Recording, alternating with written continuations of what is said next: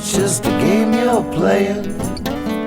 I know you want me to guess, but all I really feel like saying is yes, yes, yes, yes, yes.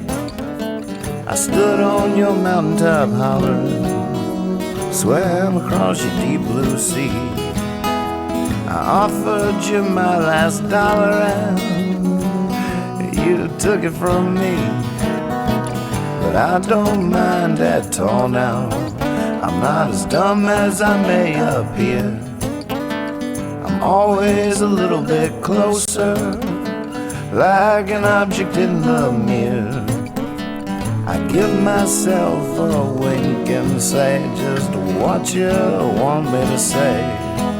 If this is just a game, if that's what you think, then I just want to play.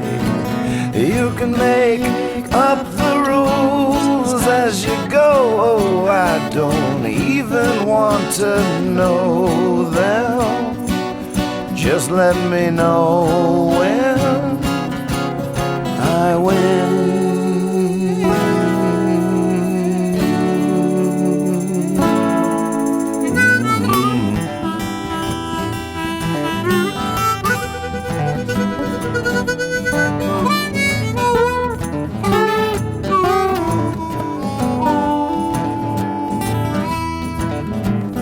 Best 2 out of 3 then. I know you won't fight fair, but I'm on my feet, I can't be beaten. I won't cheat, I swear. The ball is in your court now, and the clock is counting down. But if this goes into overtime, I gotta see that I'm sticking around. So you put on that dress now. Each sport has its proper attire, and I'll put on my jacket, and if you want, we can call it a tie. Don't worry, that's not what I'm saying. I mean, I'm gonna kick your ass, but if this is just a game we're playing, I'm gonna play it with class. You can make up the rules as you go. Oh, I don't even want to know them. Just let me know when I win.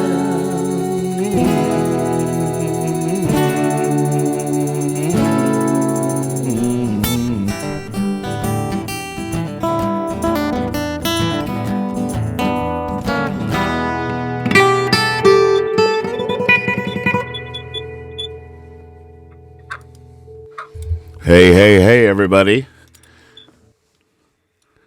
Welcome to the show. We're Dad had to restart his computer, and apparently he hasn't restarted it in like 4 years, so it's updating all his apps now at the same time. So we're in a holding pattern for Dad's computer to reboot. He could not hear me. So we've run into a glitch in the matrix, but we will figure it out, and that'll just give more competitors the opportunity to get ready at the starting line for this race to win a copy of Dad's book, Life Days.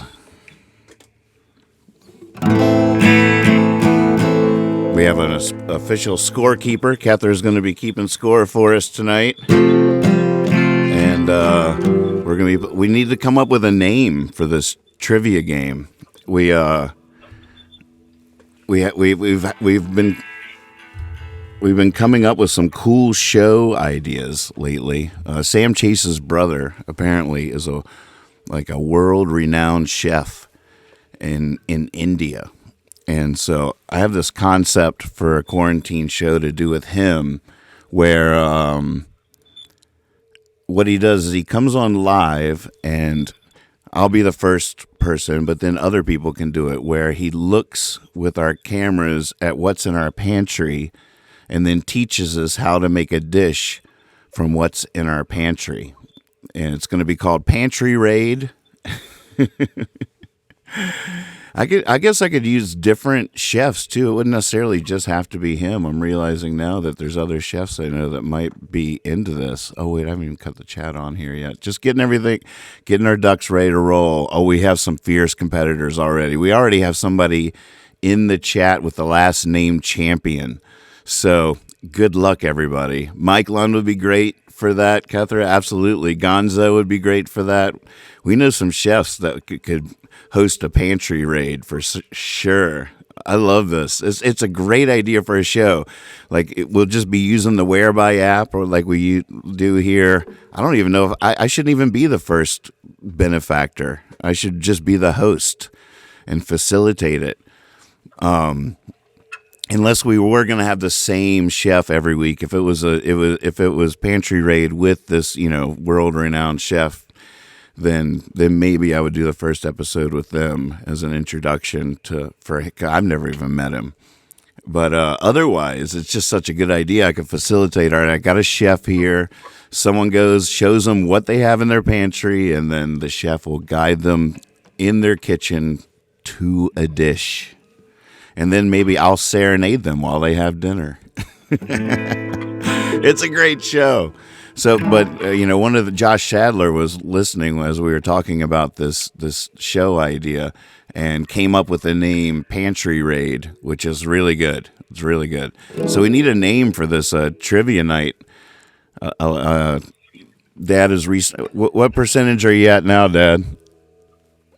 I'm at 100%. All right. He was at 10% last time we checked. Actually, the computer's at 100%. I'm at about 12. Well, you take your time. Yeah. I'll catch up. Oh, yeah. We got time. I hope. If there's anything we have an abundance of these days is time. Well, here's the thing. Have you worked up your scoring system? Yes. We talked about that. Yes, Kether is ready. We have a tablet that's going to be on screen that people will be able to see, and Kether's going to keep a running tally of the points. All right. Well, let's talk about scoring. 1 point. Yeah. In other words, we could assign values to the points. Okay. And make it depending on the degree of difficulty. Okay. Or I'm just throwing this out. I don't have an opinion. Right. Well, you would be in charge of that. Well, these questions were made years ago, so they're not that old, but they're trivia for sure. So the older you are, the better you might play. So right.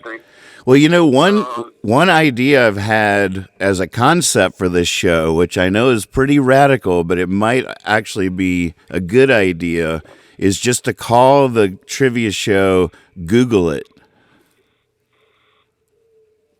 So we don't even have to worry about thinking about whether or not Googling is cheating. Just make it the premise that, like, hey, if you don't know it, Google it. If you know it, you'll beat people because you knew it.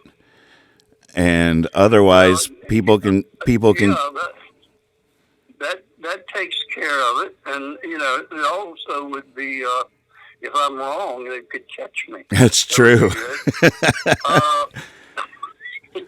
But the thing there is, I think if you're scoring, we haven't talked about this.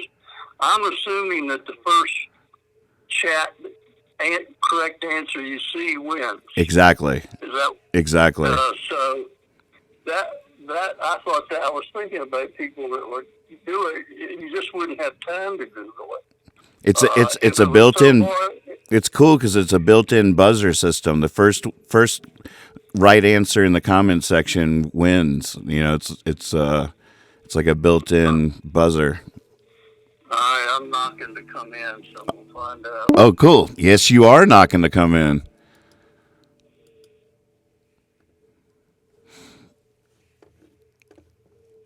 Let's see what happened. The knock worked. I don't see you yet. Did you give it permission to? Oh, there you are. Yeah. Now I can hear you. Can you hear me? You can? All right. All right, say something. Oh, please. No. Oh. Check, check, check. Check, check, check.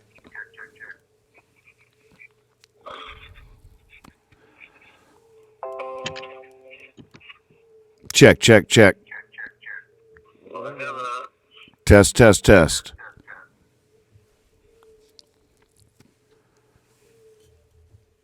Are you there? Check, check, check. Hello, hello. No, I'm not getting you. That's too bad. Can you? Yeah, that's a shame. Well, I'll use this camera for your video, and use the phone for the audio. You know what will that work? Yeah, got problems here. I'm sorry that didn't fix the thing. Yeah, I don't know. Let me see what's on here. I don't have anything on my picture that I could get to. I don't know. There's on this end. I don't see anything. I mean, you can click every little button you can and see what it says. See, look under the thing that looks like a gear. Yeah, I just hit that. It says edit name, guest edit name. That was mic off. So that's not off. Open chat. I don't want to do that, do I? No. Look up in the top right-hand corner. Do you see a gear wheel?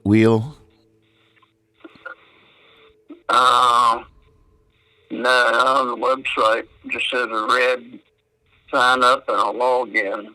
Maybe I'll run upstairs and look at the other one, see what it looks like. You can use the M key to mute.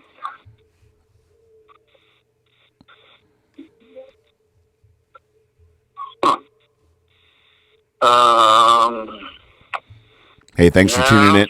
Thanks for tuning in, folks. We'll be right back with you.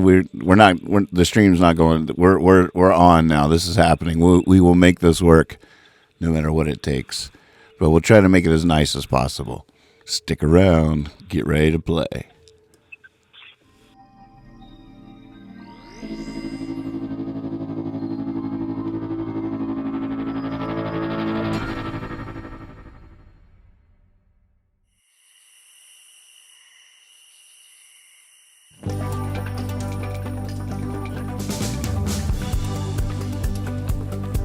I wake up early in the morning. You might not like talking to me. I need coffee just to be able to make coffee. I wake up like a cat up in a tree. Some folks rise and start shining. They're all ready to seize the day. As long as they keep their distance, everything just might be okay. I wake up early in the morning.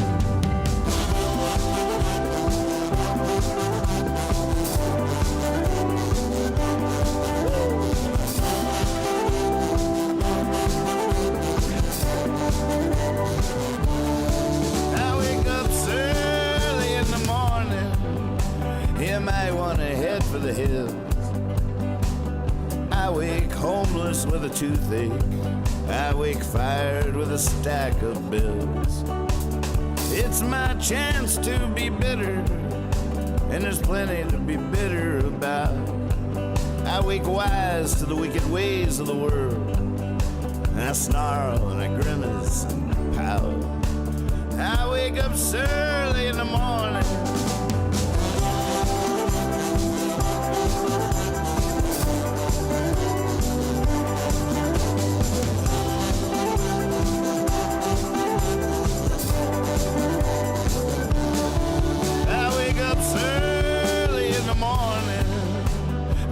Not disagree.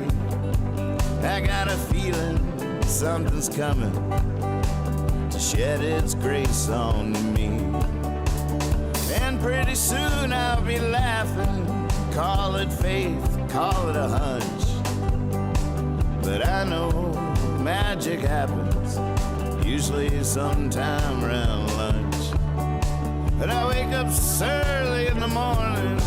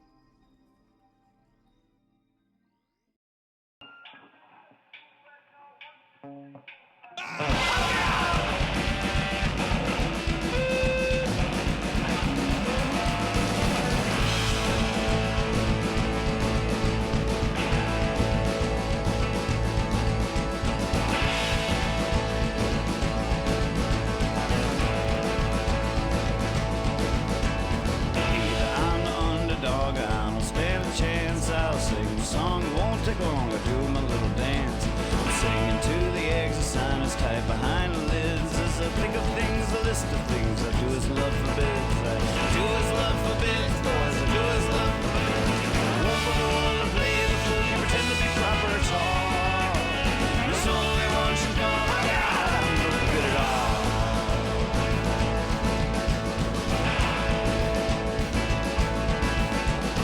People tell me, yeah, they say they love the way I write, but they can't feel the painful wings, they only see the flight. They're not there in the wee hours, and the clock keeps striking one, and I sit and stare and know full well why my baby gone. Why my baby gone, boys, why my baby gone? I won't go to war to play the fool, can't pretend to be proper at all.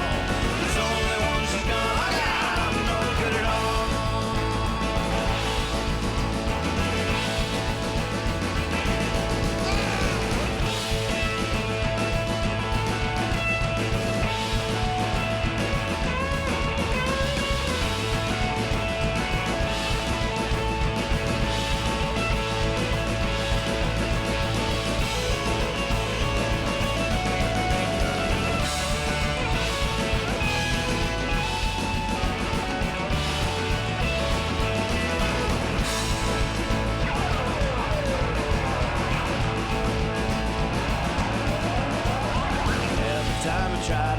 To a mixture cross, it's either funny or I make money the way the point is tossed. Like a bottle out into the ocean or hurtling off into space. In the dark I leave my mark, shows me signs of grace. Shows me signs of grace, boy, shows me signs of grace. I won't go to play the fool, can't pretend to be proper at all. There's only one she's gone, oh God, I'm no good at all.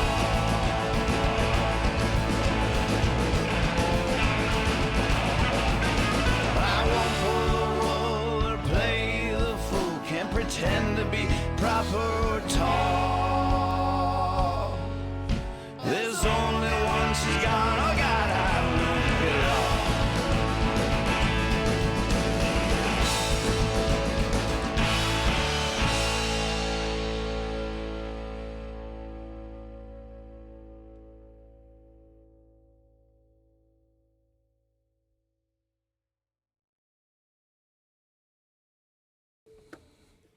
We're still at it, folks. We're still at it. I don't see anything. So what do you see when you open the gear wheel? The three dots? No, not the three dots. Okay, I'm on the three dots. What are you looking? What are you? On the very top right hand corner of your computer, you'll see a gear wheel. I wish I could show you what I mean. I just hit something and everything went crazy.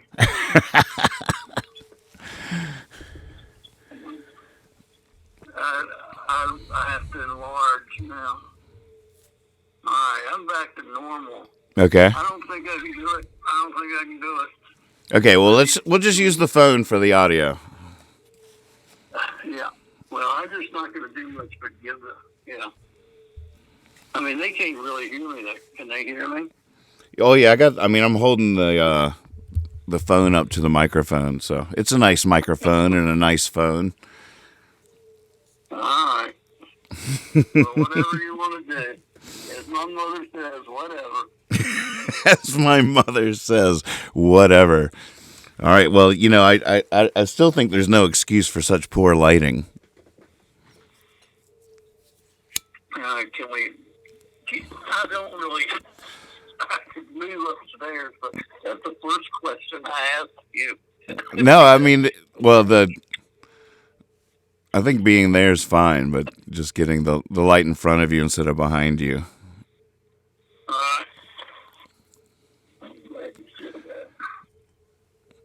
All right. Are you folks out there ready to play or what? How's that? That's way better. Way better. Yeah, you look great.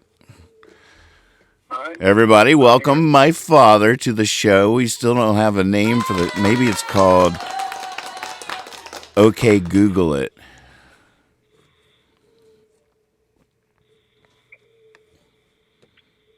All right, we got the comment section up. Is the scorekeeper ready?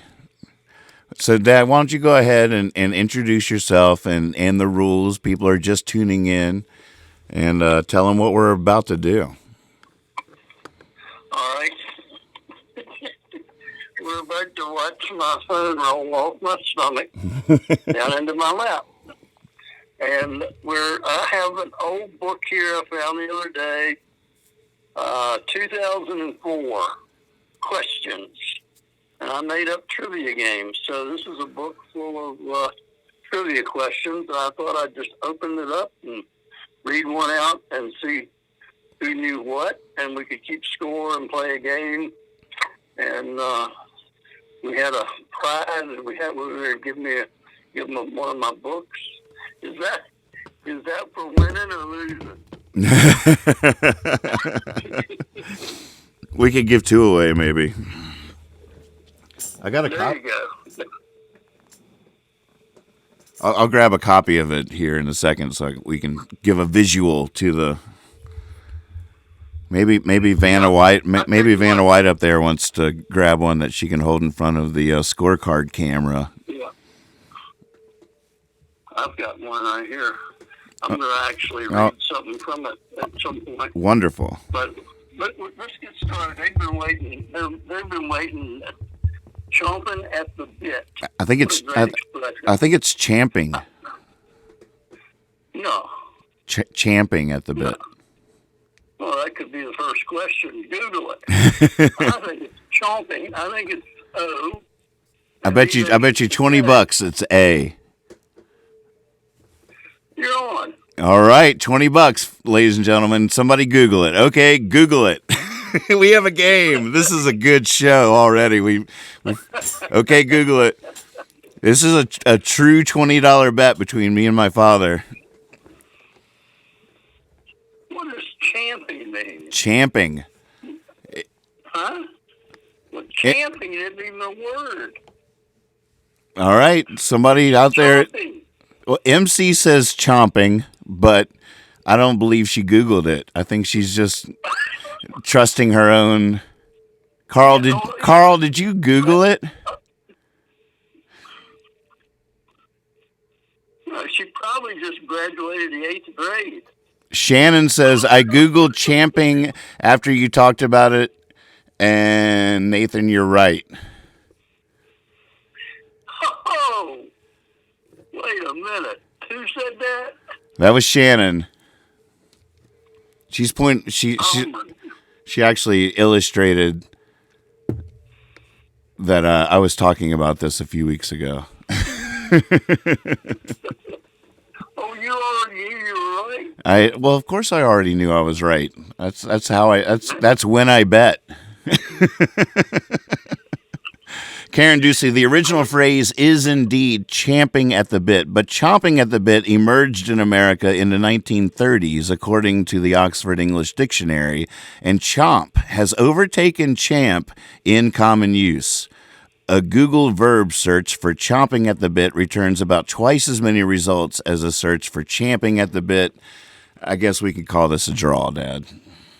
I think so. That's pretty interesting. I had no idea. Yep. I would have bet another 20 that you were wrong. I was sure I was right, and I was not. I hate to start the show like that. Well, we were both right. How about that? I wasn't completely wrong. You weren't. I wasn't just making it up. All right. First question. It's a push on the bet. The comment section has decided that it's a draw, that we tied on that.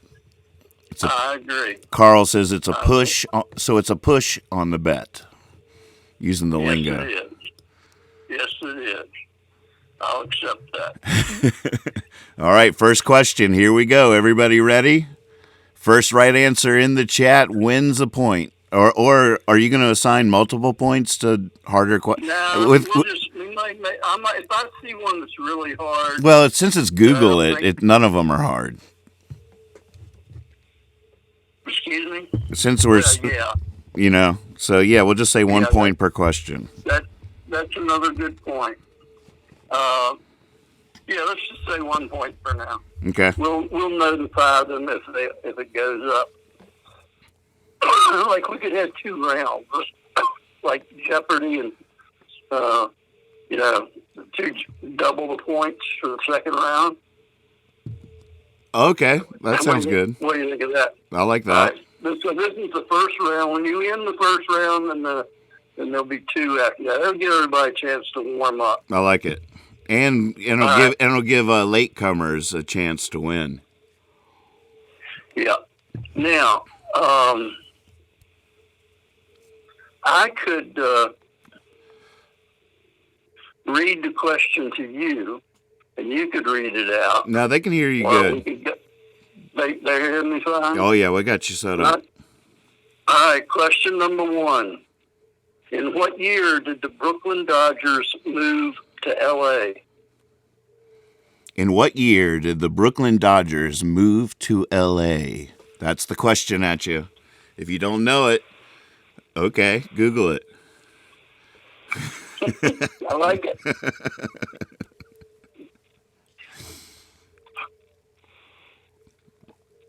I don't know. It might be playing on what's the OK Boomer thing? 1947. Well, Hunter Moore with 1947. Is she right? Nope. Good guess. That was Joe's guess, she says. 57. 1957. Nope. Mike Wolfenbarger, 1951 is my guess. Wrong. 1959. Wrong. 1962. Wrong. 1982. Wrong. 1957. Wrong. 1958. Correct. Oh, Heather with a point. 1958 is the answer. All right, scorekeeper, mark her down. Heather with a point.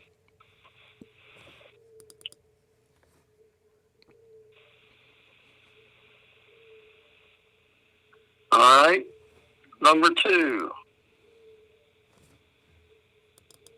What is the name of Dorothy? Whoa. Whoa. I can't read my writing.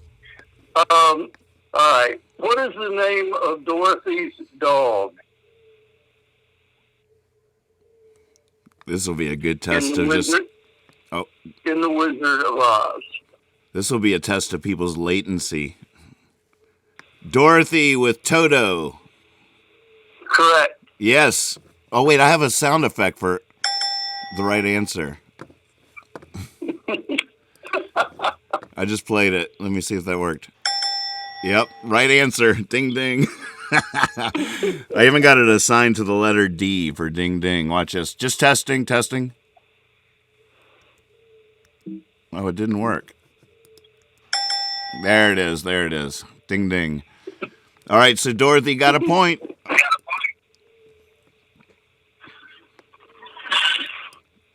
Question number 3. Well,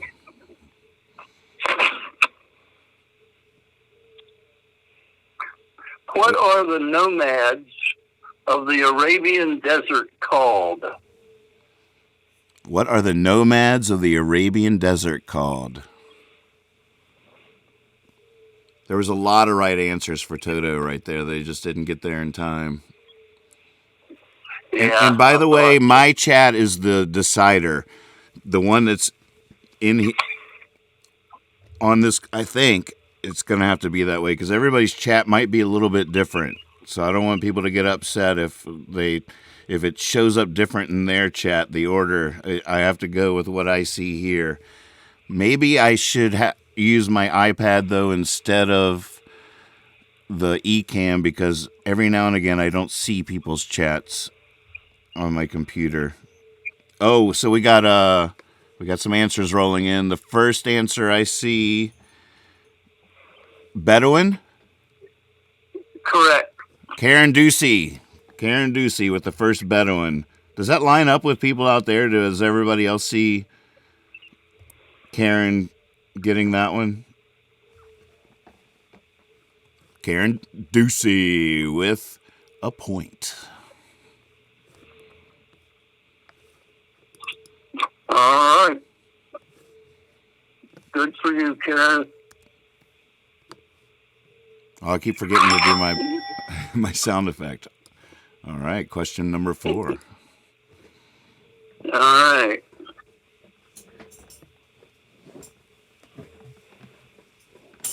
Oh, this is a hard one. Oh, good. I don't think it is. Yeah, you'll have to look this one up. You'll have to Google it, right? The movie October Sky was based on the life of what scientist? I remember that movie. It's a great movie. Movie. I forgot all about it.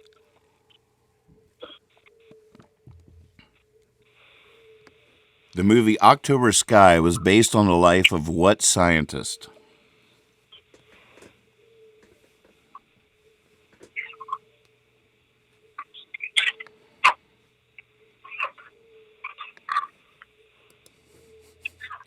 That sounds rough, Carl.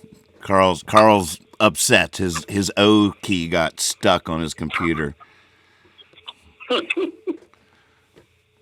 Oh, we understand. We empathize with you. Oh, Yes, okay. I do. All right, so we got Hickam. Correct. Eric Homer Bang. Hickam. Eric Bang with the right answer. Hickam. Go, Eric. Good job, Eric. Homer Hickam. Homer Ask Hickam. Eric if he's just quick at Google or do it.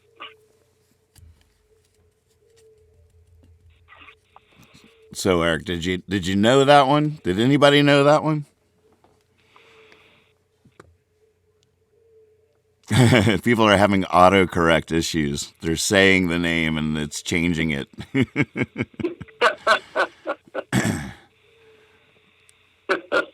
Eric says no comment. Well played. All right. We have a 4-way tie for first place right now. It's anybody's game. All right. Here's another one that I bet not many people will know. I will be impressed if you know this. Nathan, I'll be impressed if you know this. Yeah, can I? I don't know the answers. I could play along, but I feel like I should at least stall because there's a latency. No, you should not be playing. Oh, I should. I'll write what I think the answer is on a piece of paper and say it after we have a winner. There you go. That's a good idea. Yeah. You did learn to write there in school? Well, enough so I can read it. Enough so I can read it. There you go. All right. All right, here we go. What question is this? I think we're on 5. All right. Who wrote the theme song from Welcome Back, Kotter? Oh, I know that.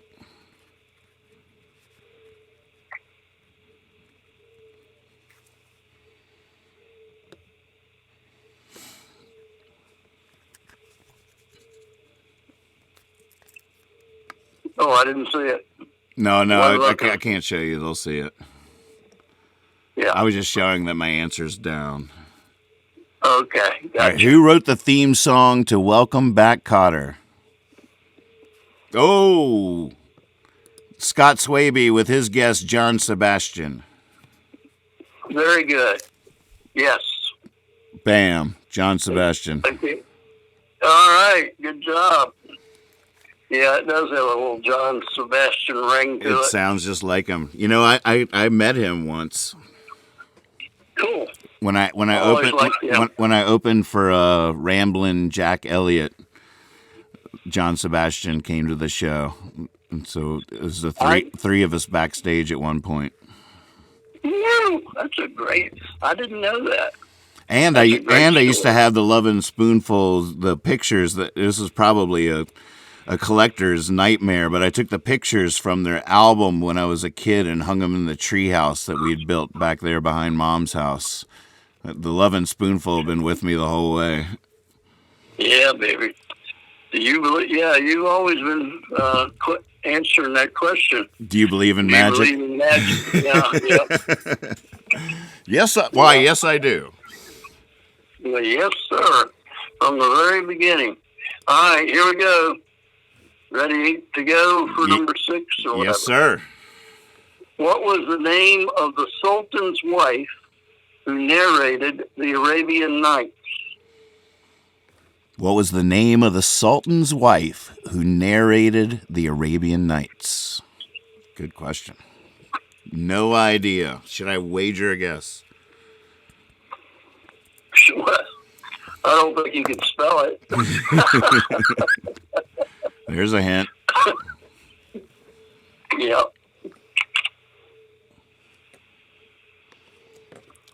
Scheherazade? Scheherazade? Scheherazade. That's right. We got a right answer, and we have someone pulling ahead in the lead, Dorothy Turek, with her second point of the game, I do believe. Yeah, Scheherazade. You've heard of her. Scheherazade. That does sound familiar when you say it like that. Yeah, Scheherazade. You wouldn't even want to try to spell it. Yeah, I'm looking at it right now, and I still can't spell it. I know. It looks like Egyptian and Russian put together. Congratulations, Dorothy, now pulling ahead of the pack, followed closely behind by Heather, Kay Ducey, Eric Bang, and Swaby, nipping at her heels. Welcome. If you're just tuning in, don't worry. There's going to be a couple more rounds coming up where the point values will increase, so it's anybody's game all the way to the end. You're watching OK Google It with my dad on Hippie Fiasco Rides Again. This is a trivia game. If you know the answer, type it into the chat immediately. First right answer in the chat wins the point. And if you don't know the answer, okay, Google it. All right. Are we ready? Yep. All right.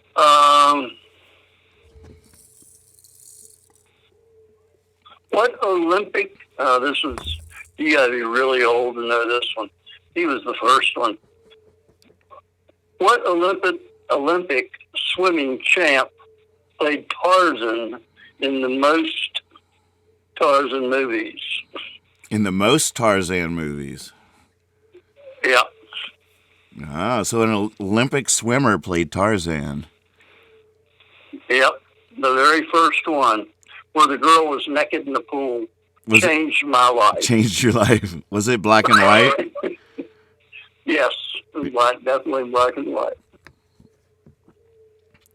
So what Olympic swimmer played Tarzan in the most Tarzan movies? This is one of those I wouldn't remember, but I'd recognize it when you said it. Oh, is it Weissmuller? Yep. Oh, Johnny Weissmuller. Dorothy. Johnny Weissmuller. Dorothy's pulling ahead of the pack. Does she just know these things, or does she have super fast internet? Exactly. That's all right. That's all right. That goes with the territory. I tell you what, we just made a new rule. What's the new rule? And who is winning now? Dorothy? Dorothy. We're going to call this Dorothy's rule. If you win a point, you have to sit the next one out. Oh, really? Yeah. So you can't In win. other words- You can't win 2 points in a row. Exactly. That's the only rule. All right. That Until I make up another one. sounds good. So that way Dorothy can relax for a while, because she's stressing right now because she wants to hold that lead.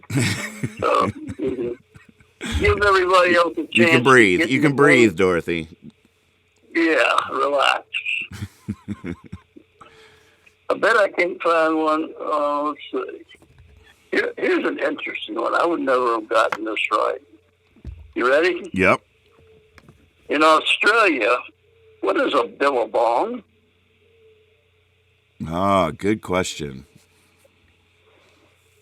I've heard about it. What is it? I don't remember. I never knew until I read this. I know it is a brand. It's like surfboards and clothes and stuff. Yeah.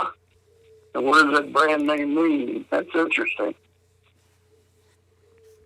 It's all out of that song, isn't it? Well, I don't know. Is it? Words, there's that famous Australian song has Billabong in it. Oh, really? I don't even know if I know Yeah. that. Oh, so answers are coming in. Hunter Moore with tree. With the what? Tree. Is Nope. it? Nope, Is it that's a? good. Is it a Good swamp? guess. A swamp? Yep.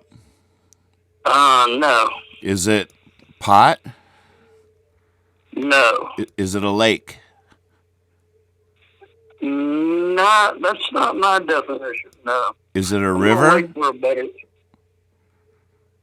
Is it a river? Well, all right. No, wait. There's more guesses. We're just going through the different All right. guesses. Wait till you see. Yeah, all right. Keep going. The next guess, just so you know, is Dorothy saying "I know" with 3 exclamation marks.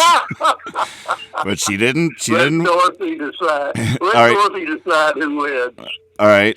W says river. Karen Ducey Okay. says Oxbow Lake.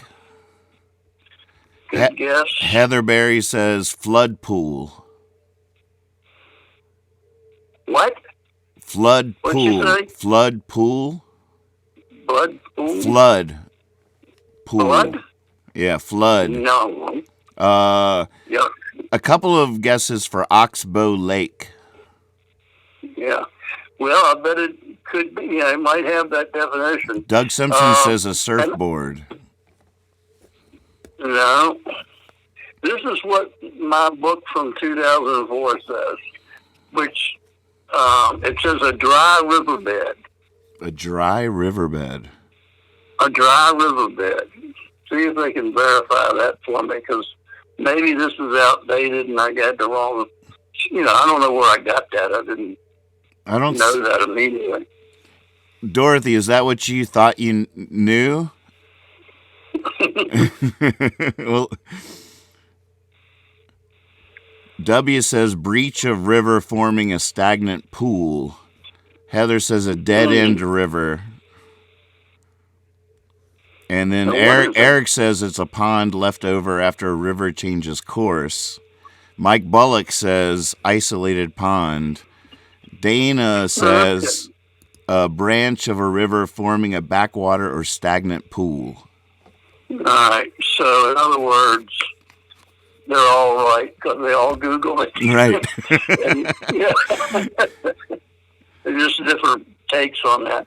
I don't know, but I think it's interesting that mine is the only one that says a dry riverbed. It is interesting because it's sort of not what all these are alluding to. Exactly. And a billabong does sound wet. What's that? A billabong does sound wet. Yeah. Well, it doesn't sound like a dry riverbed. That's what I'm sure that's why I wrote it down, because it wasn't what I thought it would be. Okay. Well, I'd say here we go. Because we're watching OK Google It, according to Wikipedia, a billabong is an Australian term for an oxbow lake, an isolated pond left behind after a river changes course. As a result of the arid Australian climate in which these dead rivers, quote-unquote, are often found, billabongs fill with water seasonally but can be dry for a greater part of the year. Bam. Very good. So, definitely Oxbow Lake would be is a good answer. But I see where mine comes from, too. Yep. Because I bet if you're Australian, those places are drier more often than they're not, and so that makes sense. So, Kethra, our lovely scorekeeper, is wondering whether we should award that point to Karen Ducey for getting the first correct answer in terms of that Oxbow Lake theory. I think she should get at least a point, or at most a point. There you go. Ding, ding. You got a point. Congratulations. All right, and Dorothy's back in play. Kay Ducey has to sit out this next round. And here we go. This is an easy one. Here's an easy one. What's the largest North American rodent? Ooh, that's not an easy. It's a good one. Because what a rodent is, people are going to have to wonder that. Yeah, they are. Some of them going back to high school.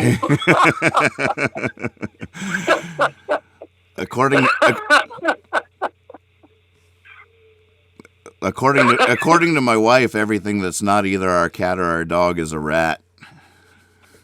All right, we have a guess for beaver. Correct. Oh, there you go. Leslie Jones Evans in the race with beaver. Now you got my joke.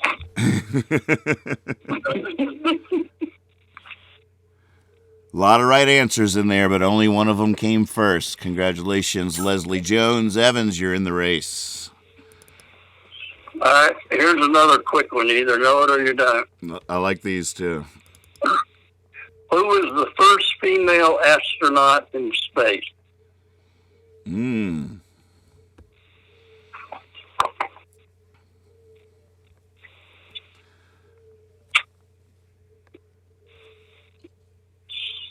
Karen says her feed is such that she's seeing answers come in before she hears the question.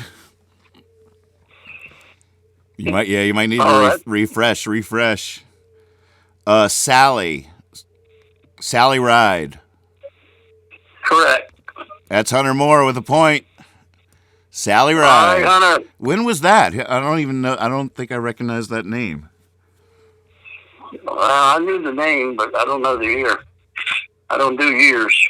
Mm-hmm.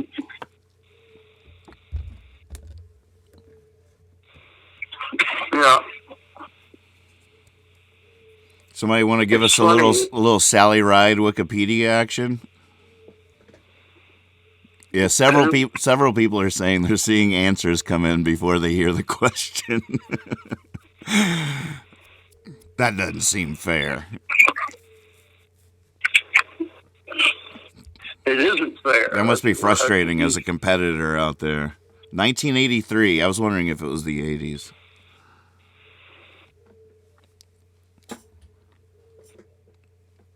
Sally Ride. Do you think there'd be songs about that?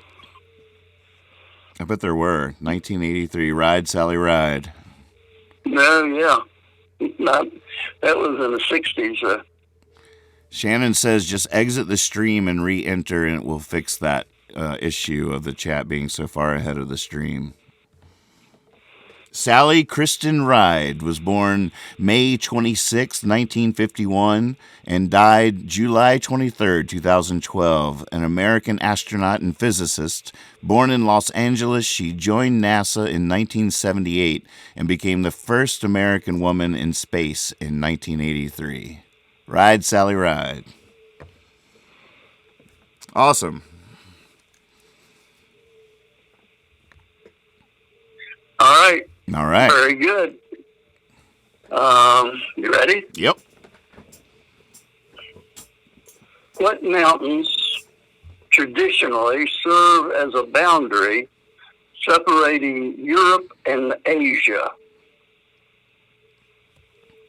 Say that one more time.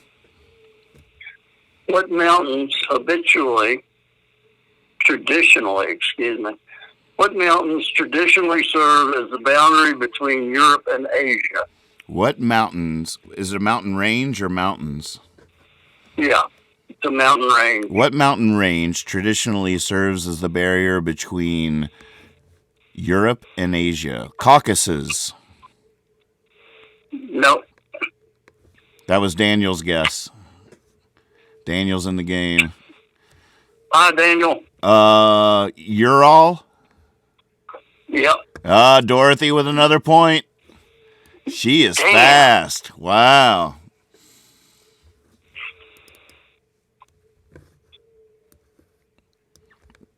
Hey, where are you watching from, Dorothy? Just out of curiosity.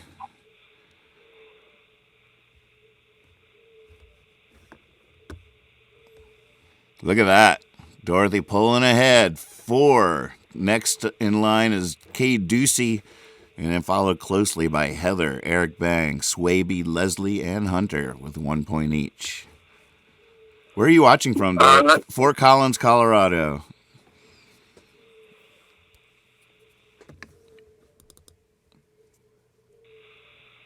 All right.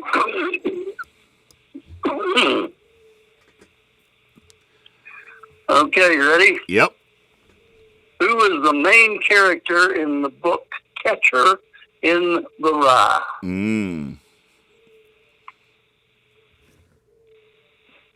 Hey, Brian. Don't worry. You can catch up. We're not too far in.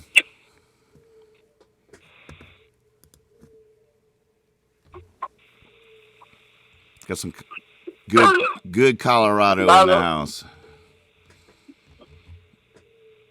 Holden Caulfield. Holden Caulfield. It is correct. Yes, Heather Berry with a point. Ding, ding, ding. Wait. Good one. Yep. Yeah. Let me go back. Wasn't there another? I know that the guy that shot John Lennon had Catcher in the Rye, but wasn't there another crazy killer that had some association with Catcher in the Rye too? Probably. I don't recall offhand, but very possibly. Yeah. So you go back to that word Ural. If any of you guys out there do crossword puzzles, that's what we call a crossword puzzle word.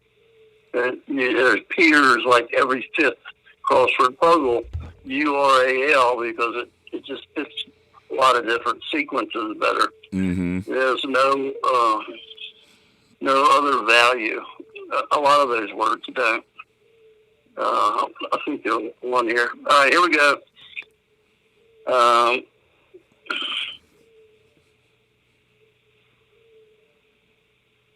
In 1956, who pitched the only perfect game in World Series history?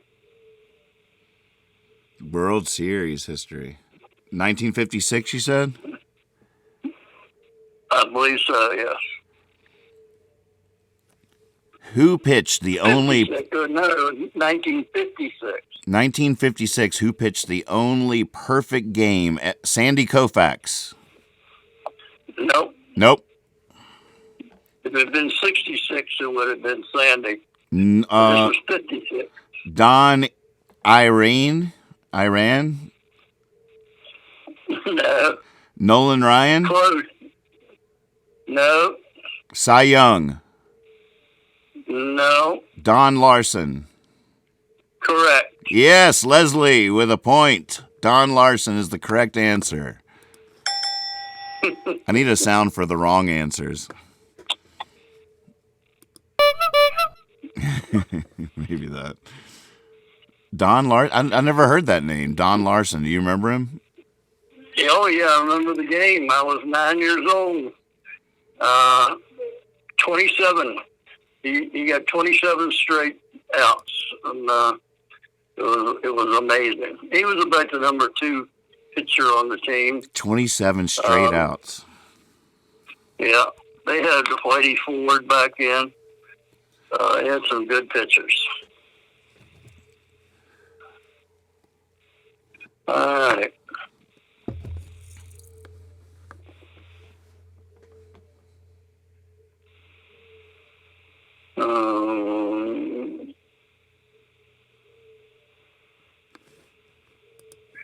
All right, you ready?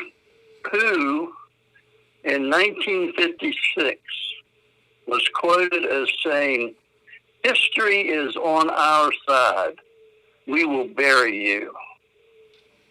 Say it one more time.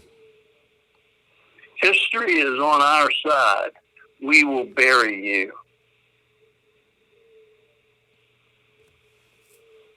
What year was it, did you say? 1956. The I same, guess that was the year of this game. same with the World Series. And yes, I think that was Swaby with the right answer to the last question. Double checking.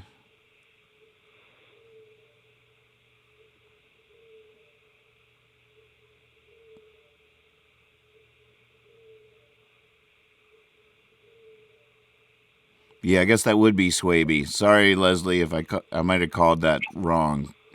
I'm seeing now. Oh, that name I said earlier was a typo, but I think you still do get that point. I see what happened. Okay, Khrushchev. Correct. Carl Meade with a point. So wait, who was Khrushchev again? He was the Putin of his day. He was the leader of Russia. Oh, right. Yeah. And so who is he talking to in 56? He was talking to the United States of America. Ah. That's what he told us. Yeah, he was famous for "We will bury you." Ah, gotcha. Yeah. We just didn't know that it was going to take another 50 years and that it would be with memes on social media. Yeah. Well, yeah, there you go. So, yeah, I do believe that... Wait, let me see who got that point. Yep, Dorothy got that point. I'm not doing a very good job at that. I'll do better.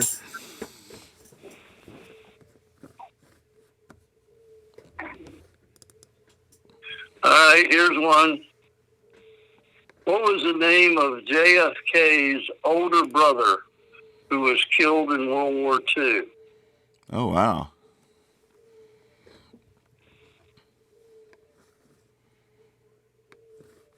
JFK's older brother that was killed in World War II.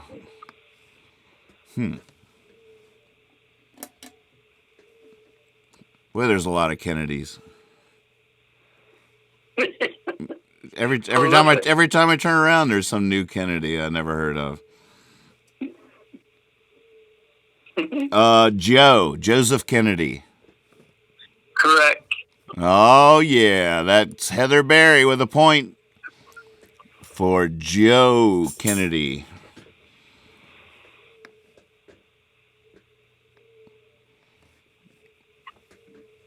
That's not a bad idea. Eric's suggesting that people specify if they Googled it or knew it.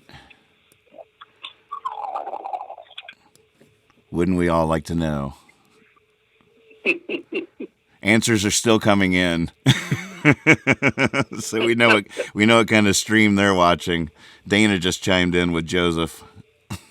Yeah. You might want to refresh. These are the ones from out in South Dakota. The returns come in late in the evening. Right, exactly.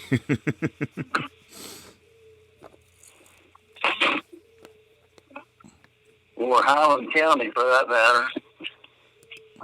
Heather said her dad knew that one. Good for him.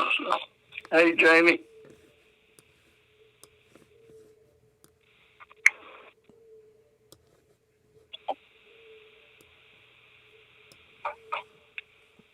Do you want me to do? Are we doing something now? Did you want me to give another question? I got distracted. Should we take a short break and then come back for round 2? Yeah, that'd be great. And yeah, round. I need a break. I'll be back in a few minutes. Okay, round 2 each question will be worth 2 points in round 2. So if you're just tuning in, it'll be no problem to catch up. It's still anybody's game here, and we'll be right back with you here on Hippie Fiasco Rides again. Special episode tonight with my dad, doing a game show called Okay, Google It. If you know the answer, type it in, be the first to win. And if you don't know the answer, be the first to Google it. Either way, you can win yourself a copy of Dad's book, Life Days. You're clear, Dad. All right. Should we leave the food order? Yeah, call me back. Why don't you call me back when you're ready to go again? Okay. We'll just take the phone off in case I get a call or something. Okay. Leave the camera on. Oh, I am. Don't worry about that. What was I gonna say? When we come back, I want to spend. So yeah, I just came from the bottom of the ocean, ladies and gentlemen. It's there's a lot of pressure down there. It's like the pressure gets so intense down at the bottom of the ocean. It's like an elephant standing on your head. But some beautiful things down there. I saw these 2 shrimp. Now I don't know if you've ever seen these shrimp that are they were like multicolored, like the colors of the rainbow. Beautiful, maybe chameleon shrimp or something, or what are they called? I don't know what they're called. Unbelievably beautiful. They look like candy. They look like Willy Wonka invented these shrimp. And 2 of them were working together to get a starfish back to their house to eat it for days. The problem was the starfish, could grab onto the bottom of the rock. And they would like pry one of its arms up, and they get one of its arms. But as soon as they got one arm pried up, another arm would stick. So the 2 shrimp figured out they got to flip the thing over. So they flipped the starfish over. These are 2 Willy Wonka shrimp working in tandem as a team, deciding that they need to flip this thing over because it keeps on grabbing onto the rock. What's going on? I mean, they don't have brains apparently, so that just instinctively, that's all this. I mean, is there anything about our brains that's not instinctively? I guess it's our ability to wonder such things, like how the shrimp knows that. That's what separates me from that shrimp. It's not wondering why it knows. Check out the ripples made by this frog in the water. Look closely. Lean into it. Look at that. Look at that. Oh my goodness. That's crazy.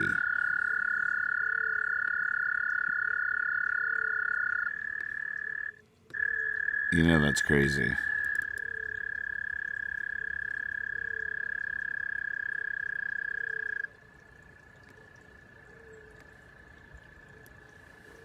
There you go. Big hand, ladies and gentlemen, Willie T. Taylor. Coming home again to the cavalcade. Good to see you, Willie. How was it? Was it good? Was it a good trip? Welcome home.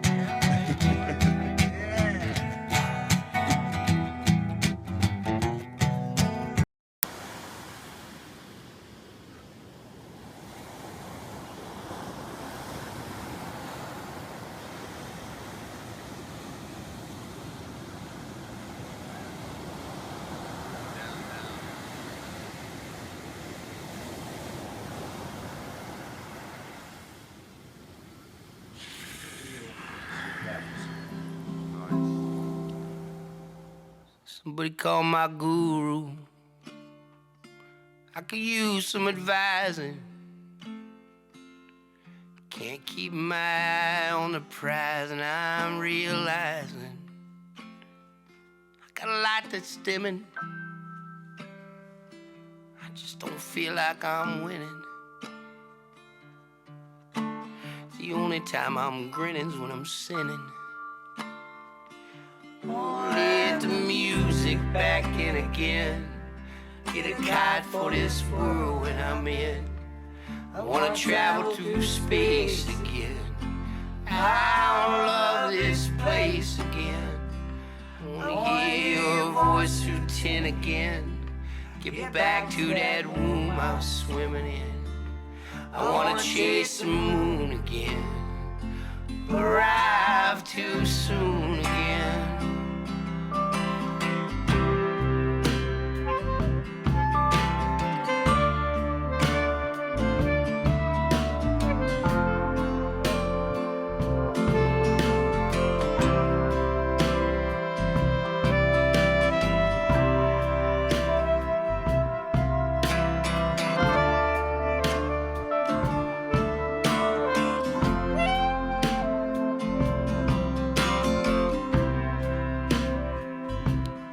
Call my doctor.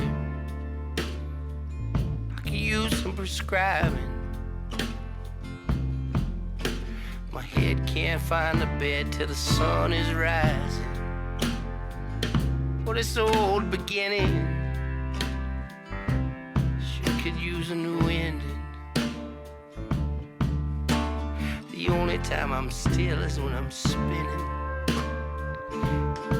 Let the music back in again. Get a guide for.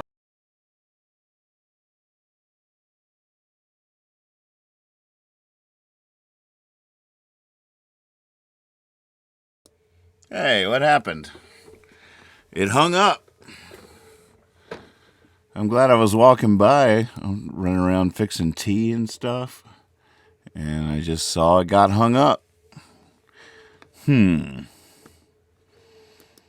Wonder why.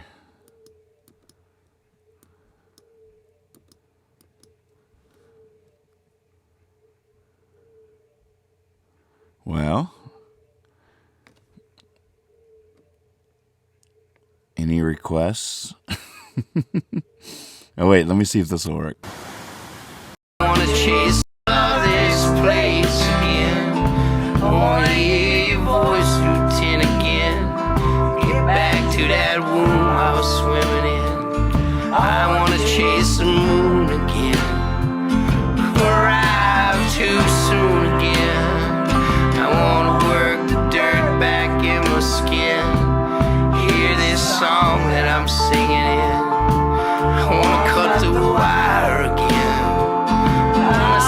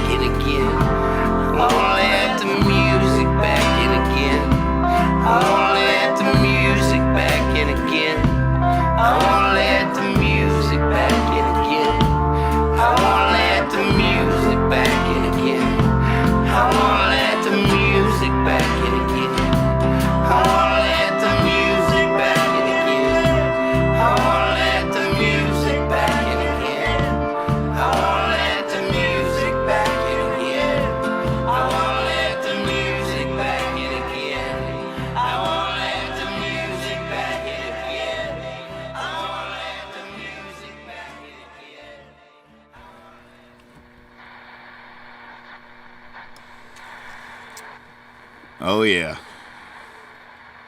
Willie T. Taylor and the Cavalcade with Lazy Third Eye. Hey, out there. You're watching Hippie Fiasco Rides again. I'm your host, Nathan Moore. We're here with my father playing a new game on the show we are calling OK Google It. It's a trivia game show. We are playing for a free copy of my dad's book, his first book, Life Days. And we're gonna get him back here on the cast. The second round is going to be worth double the points. So if you're just tuning in, there's still a chance. If you know the answer, you have an advantage. First right answer in the chat wins. If you don't know the answer, okay, Google it. Brian wants to know. Here's a trivia question for you guys. Nathan, what's the name of your song with the lyrics "And the world really is magic"? That would be "So Close to Dreams." I should have let that one. I should have let that one go. As a question to the chat for a bonus point. I'm gonna sing one real quick.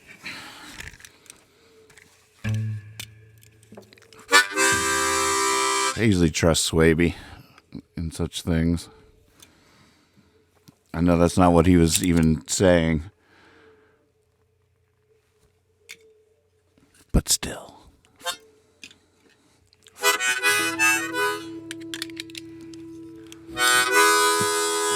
Well, that was a fun show last night. We've had every night's been some fun shows this week. Cracking the Case was unbelievable on Monday night. Watching Rob paint that 7-foot John Prine all night Saturday night, singing to him while he painted. And then last night doing a spontaneous entire album, You Yes, Smoking Hot. That was a blast for me. I really had fun singing last night. And now this, okay, Google it. The idea of the chef show pantry raid, where I'm going to hook up chefs with people in their kitchen and they're going to see what you have in your pantry and coach you through making a dish out of what you have on hand. Oh, I love that idea.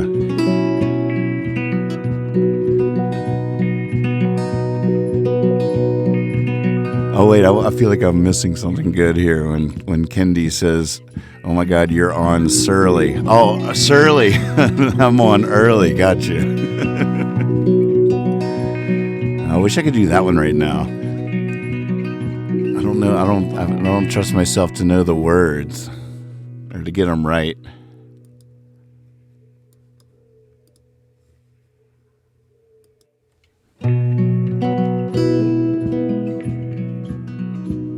I got a strange feeling, one that won't let me go, that the sky's about to open, steal me away and close. Back in 15 minutes, write a letter, everybody. Back in 15 minutes, write a song. Back in 15 minutes, write a novel. Back in 15 minutes, right or wrong.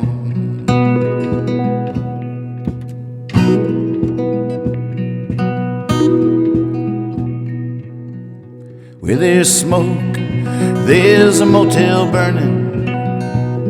There's fire in the eyes of the musician. And the road is hopefully forever turning, like the world is spinning. Back in 15 minutes, write a letter. Back in 15 minutes, write a song. Back in 15 minutes, write a novel. Back in 15 minutes, right or wrong.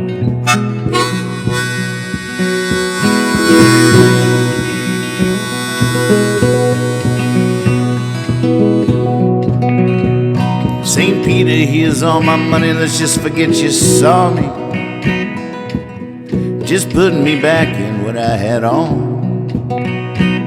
And we'll blame it on dreams and running, oh, from the new day, from the new dawn. Back in 15 minutes, minutes, write a letter. Back in 15 minutes, write a song. Back in 15 minutes, hell, write a novel. Back in 15 minutes, right or wrong.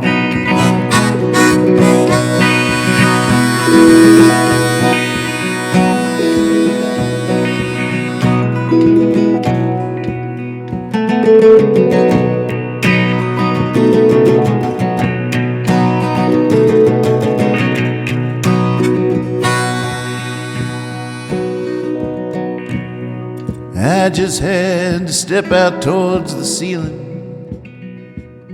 Had some unfinished business upstairs. Shouldn't take long at all. A wild man like me with a couple of squares. Back in 15 minutes, write a letter. Back in 15 minutes, write a song. Back in 15 minutes, write a novel. Back in 15 minutes, right or wrong.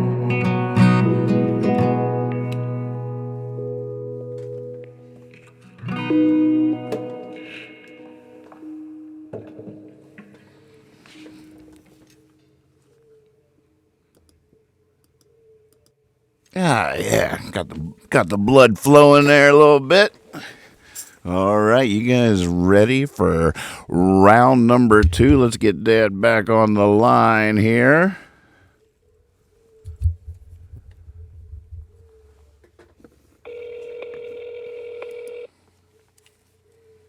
No, I don't need this. Hello. Hey, hello. Yeah, I got a question. Why didn't you call me before you played the song? I didn't get to hear you sing your song. Well, I just didn't think of it. It doesn't sound that good singing through the phones. Okay, that's a good excuse. Yeah, it really. All right. It doesn't work. You know, landlines used to work. It used to be nice to sing somebody a song over the landline, but there's something about cell phones that warbles when you sing. I didn't know that. It's weird. Here, watch. I'll just give you a couple of lines. Back in 15 minutes, write a letter. Back in 15 minutes, write a song. Back in 15 minutes, write a novel. Back in 15 minutes, right or wrong. Yep, you're right. sounds like it's coming from 3 different places. I know, it's weird. So I just discovered something about myself What's that? while I was watching the television.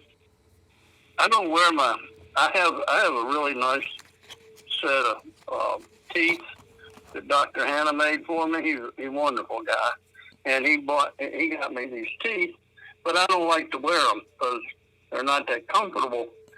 And what I've also found is that I taste things better. My food, I taste it better. Well, consequently, I don't wear my teeth out in public anymore unless it's like a funeral or like a wedding or something like that. So I'm self-conscious about not having teeth in. And nobody ever said anything, but I was realizing while I was watching myself eat this Pop-Tart that I chomp. Because I don't have any teeth in there, my jaw actually moves a lot more than the average jaw, so it's very noticeable. I think that's called champing. No. I bet you $20. You're not that old. They changed it back when I was a young guy. Chomp. Chomp. And you know who it was? It was damn Joe South. I just remembered. Joe South changed the whole thing. Remember that song where he got the alligator? Chomp. Chomp. I don't know if I know that one. You know? Oh, boy, check that out. Joe South. Yeah. Joe South. I'm going to have to get Alexa to do that. But I can't remember the name of the song. Ask them out there if they know what I'm talking about. Okay, Google it, audience. What do you got on that? Joe South. And the song where the verse goes, chomp, chomp, alligator woman. You know, woman in the swampland. I can Google it too. I realize. Joe South. It could be down in the boondocks. But there's a refrain in there where he gives the alligator chomp. Joe South was an American singer, songwriter, guitarist, and record producer, best known for his songwriting. South won the Grammy Award for Song of the Year. Oh, wow. Won the Song of the Year in 1970 for Games People Play, and was again nominated for the award in 72 for Rose Garden. Fascinating. Yeah, Games People Play was good. Yeah. I think the one that has that line in it is his biggest hit, probably. Down in the boondocks. Down in the boondocks. Down in the boondocks. Yeah. People put me down because that's the part of town I was born in. Exactly. But I'm not sure if that's a song or not. Shannon's given us some clarification on the champing chomping controversy. Apparently, champing is chewing without swallowing, whereas chomping implies swallowing. So what was the champing again? It's it's chewing without swallowing, which is, I guess, like biting. Yeah. Well, I'll be darned. Oh, Brian Holt says the Gators got your granny. Yeah, there it is. Is that it? There it is. That's not the name of the song.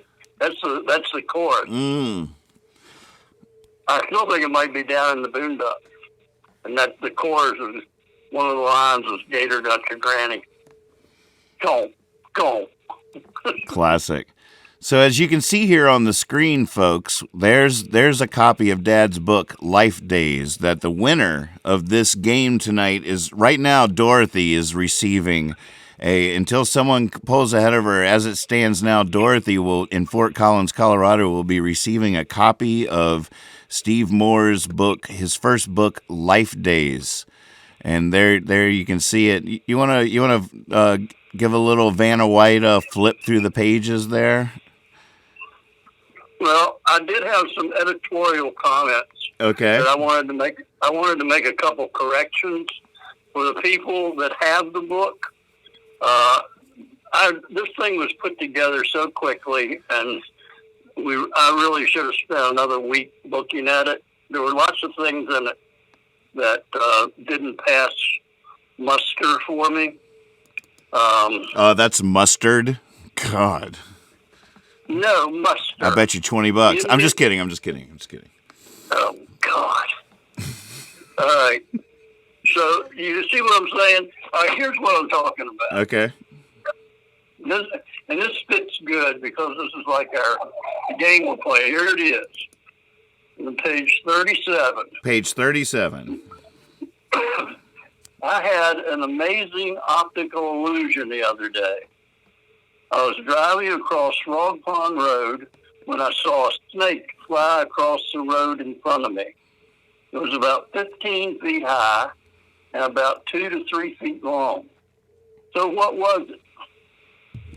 And then I left it and never told anybody. So this is right here is where the first time, unless you ask me personally, that anybody will know the real answer to that.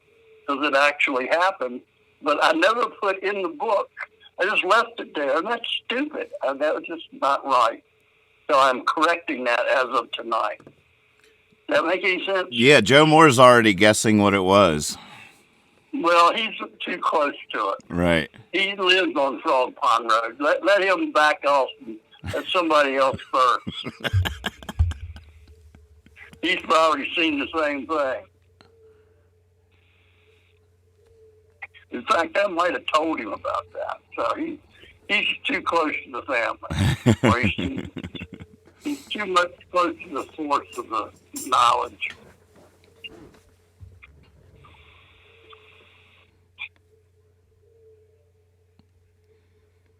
So do you want people to guess, or are you just going to tell us?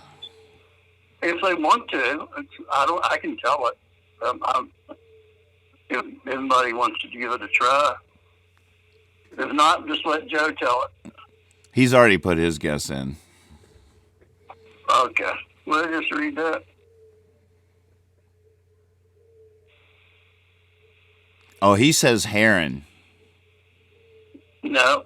No. It's a good guess, though. So, can you read the passage from the book again? I had an amazing optical illusion the other day. I was driving across Frog Pond Road when I saw a snake fly across the road in front of me. It was about 15 feet high and about 2 to 3 feet long. So what was it? And is that what it says in your book? Yeah. So And that's all it says. It doesn't give you the answer. because that was directly from your journal. Is that why it's like that? Yeah. Yeah, one of the people that edited the journal and put it in there, they put it in there, and I never caught that they told that they explained the answer. Yeah, in other words, I didn't catch it, but they didn't show the answer, and they didn't catch that it needed an answer, I guess.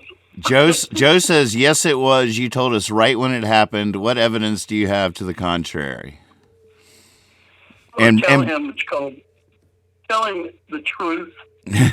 True. And Brian says, I love that it's unanswered. Well, then tell Brian to not look for a little while. Right. Might want to mute your sound for a minute. So what was it?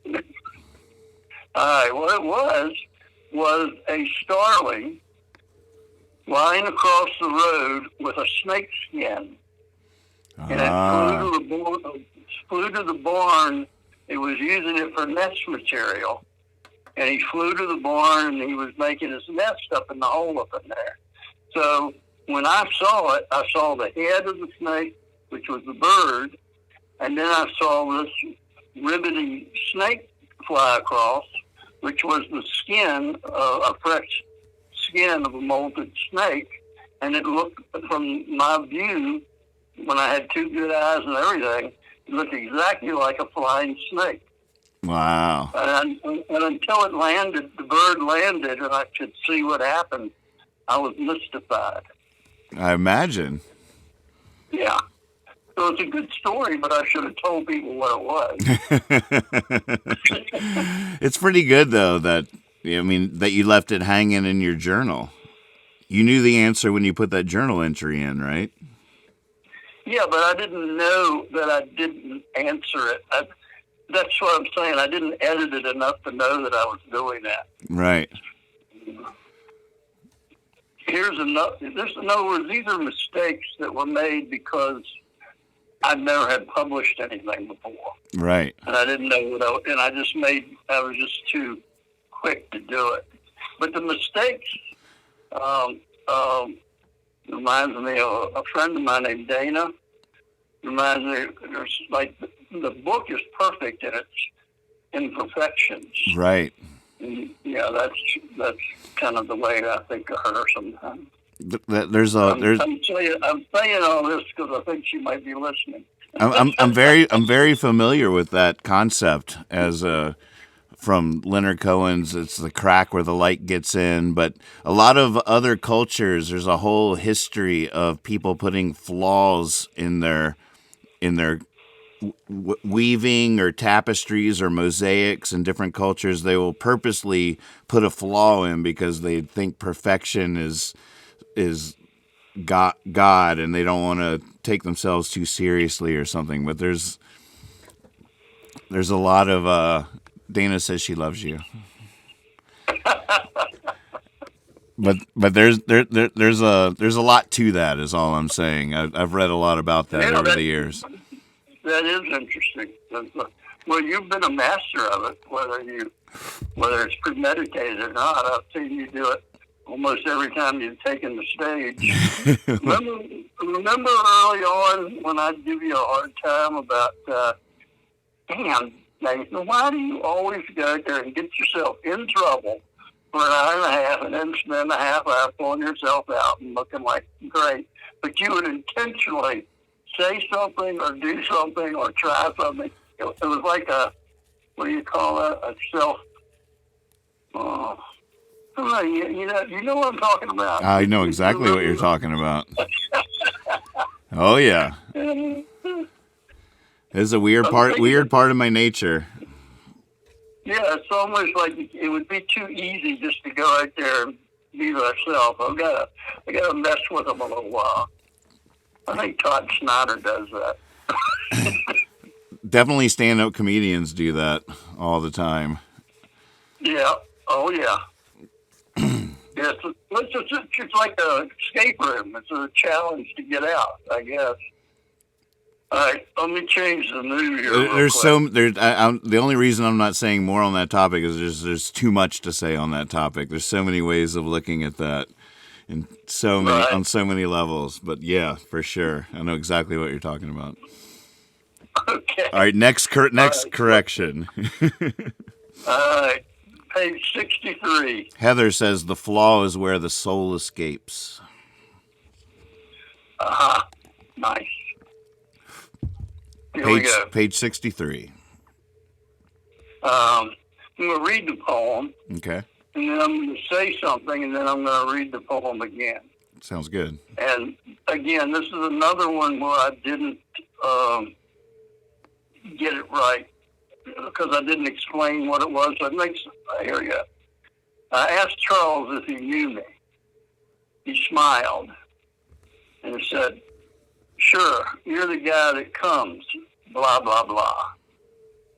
So yes, he knew me as well as anyone else. Now, saying that, Charles was my friend who had early onset Alzheimer's, and I stayed with him until he died, and it was a horribly painful thing to see your friend lose his mind in front of you. But at the end, when he saw me, he would smile, that beautiful smile of his, and he would say, "Yeah, you're the guy that comes." And I just, that's what that poem was about. But how could you know that if I don't tell you that, if you don't know that somehow? That's just I'm sorry, I apologize, but that's what happened. That's my apology for that.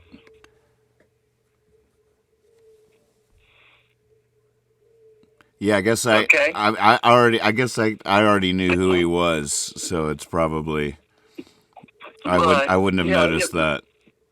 Well, it just didn't have context, is what I'm saying. The way I put it in the book, it didn't provide the context. Mm-hmm. So that's all I'm saying. There you go. All right, you ready to play? Wait, no, you were going to read it again. Oh, I thought I did. What was it, 63? Something like that. Maybe 66.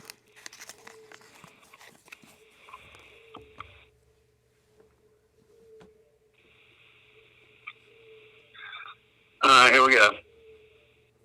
I asked Charles if he knew me. He smiled and said, "Sure, you're the guy that comes, blah, blah, blah." So yes, he knew me as well as anyone else.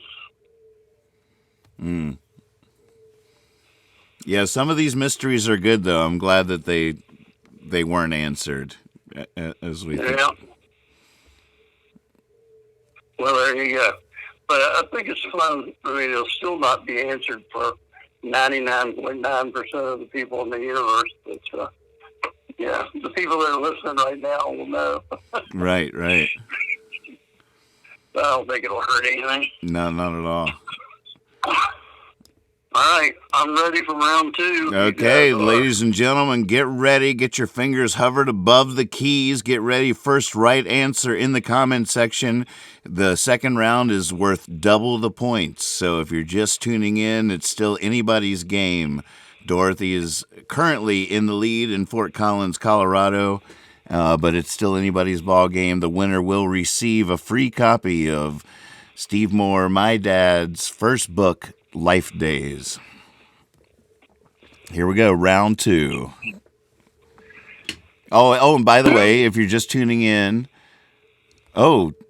T-Tom's requesting to be let in. I wonder if we should do this.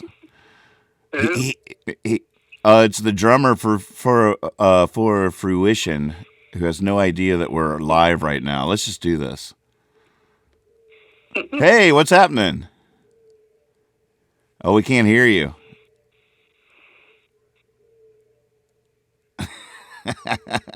He has no idea that we're live right now. You're on our show.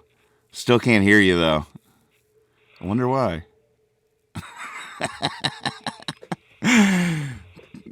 Too bad. You'd be a natural at this game.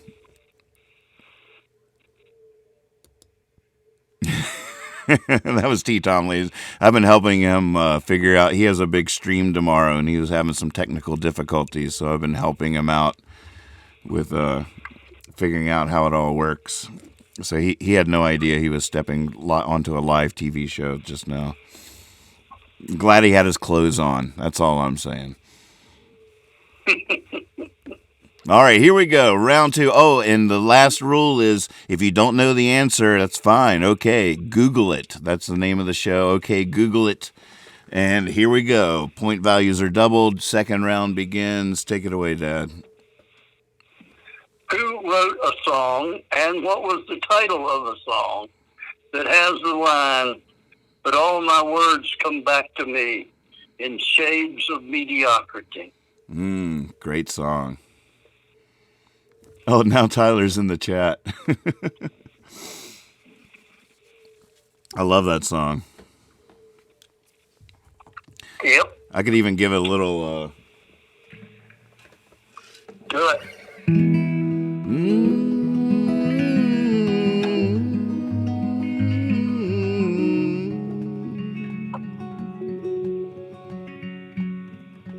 Simon and Garfunkel is a guess in the chat. Well, I want the name of the songwriter and the name of the song. Hurry up. The right answer is not in the chat yet, but it's all there. Oh, nobody's put both. Oh, Leslie Jones is the first one to put both answers in. We had Paul Simon, we had Homeward Bound, but not both of them together until Leslie Jones Evans with Paul Simon, Homeward Bound. Ding, ding, ding. That is the right answer. Yes. Woohoo! Yeah. Yeah, 2 points. That's a 2-pointer. That's a 2-pointer. Oh, I love it. There's so many frantic answers in here. A lot of typos and stuff. People trying to be first, and it's great. All right.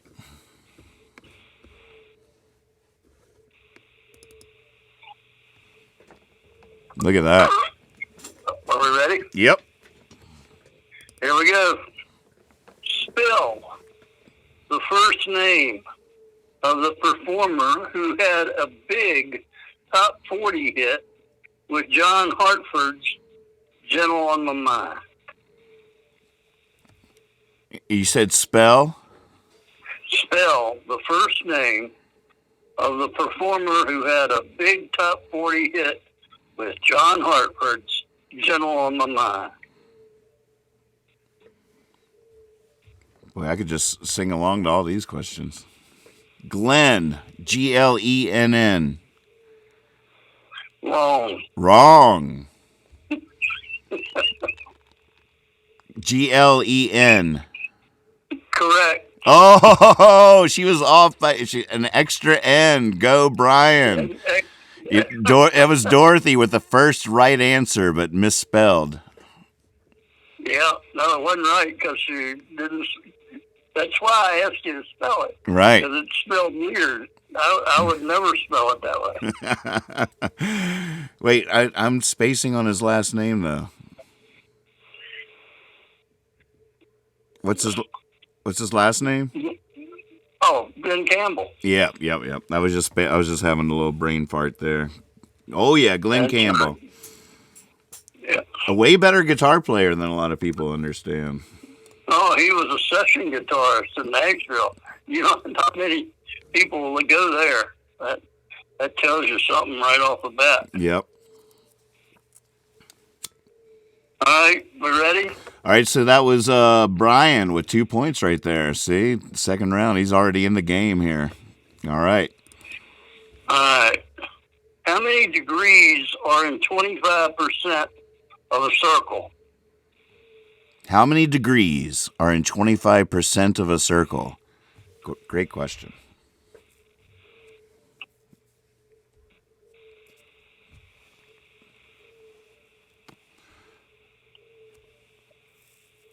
That's a good one.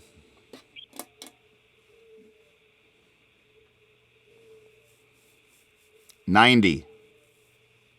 Correct. Dorothy with 90. Fort Collins. and is the rules still apply that you can't win 2 points in a row? Oh, yeah. Oh yeah. If you're new to the game, that's part of the rules. But Dorothy gets that 90 is the right answer. Yes. And by coincidence, it's called Dorothy's Rule. Is it really? Oh, heard the you can't win 2 points in a row. Right. Right. I'm ready. You ready? Yep. Who was the founder of the Salvation Army? Who was the founder of the Salvation Army?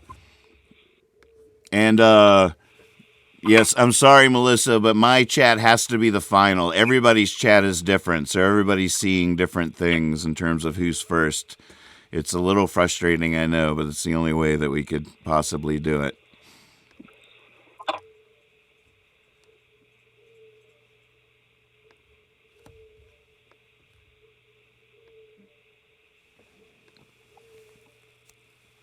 William Booth. Correct. Oh, wait.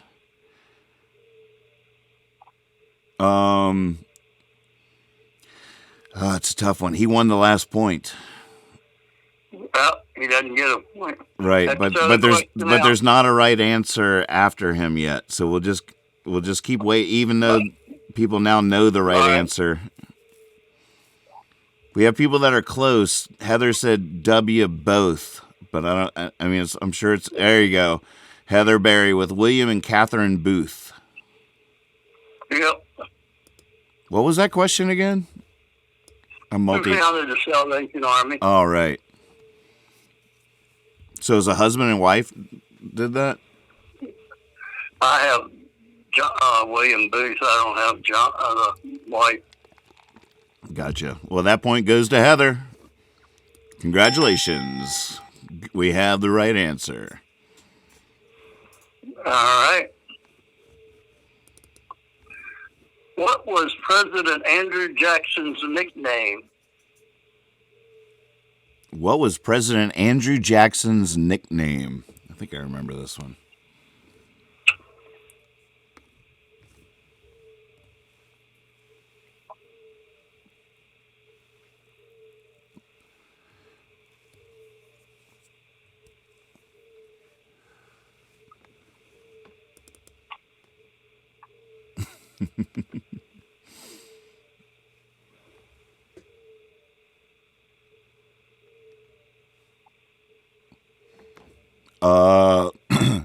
Stonewall. Nope. Old Hickory. Correct. Carl Meade with the right answer. Yeah. Carl Meade is on the board. Was he already up there? No, he's on the board for the first time. Carl with 2 points. Old Hickory. How did he get that nickname? I'm not sure. I think he was standing. He was a general in battle. I think he was standing straight like a hickory tree, and he was old, Ah, so they called him Old Hickory. so he wasn't But I mean- he wasn't ducking or cowering. He was. No, he's standing up to it. Yep. Oh, Stephanie, wait, there was a good guess in here. Jackass was another nickname. Yeah.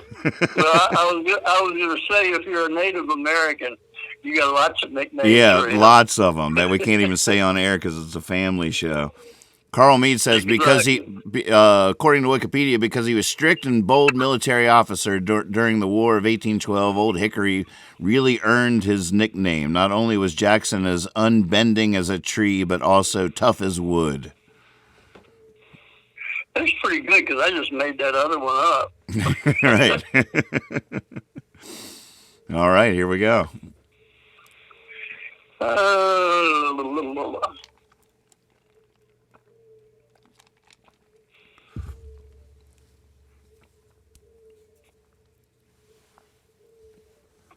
Petticoat Junction and Green Acres were both set in what town? Oh, interesting.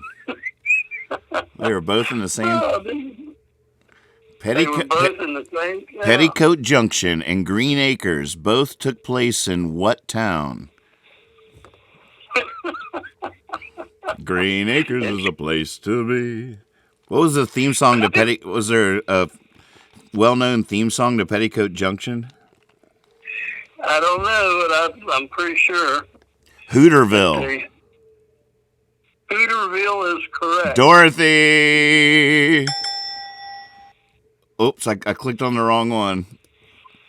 Dorothy beat you to it, Brian, there. Sorry, that was a misclick. Misclick there. Dorothy with a point.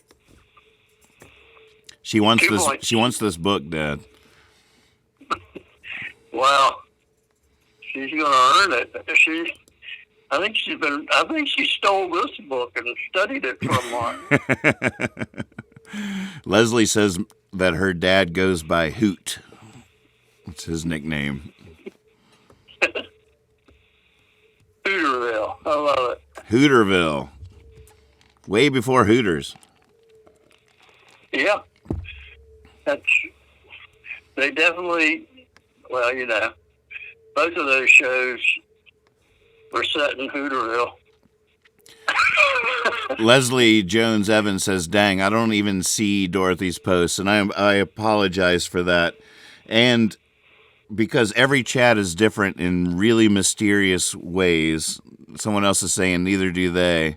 So there's so definitely everybody's chat's different. If somebody sees somebody winning a point that I don't see, please let me know that in the chat, and I'll cross-reference it with my iPad.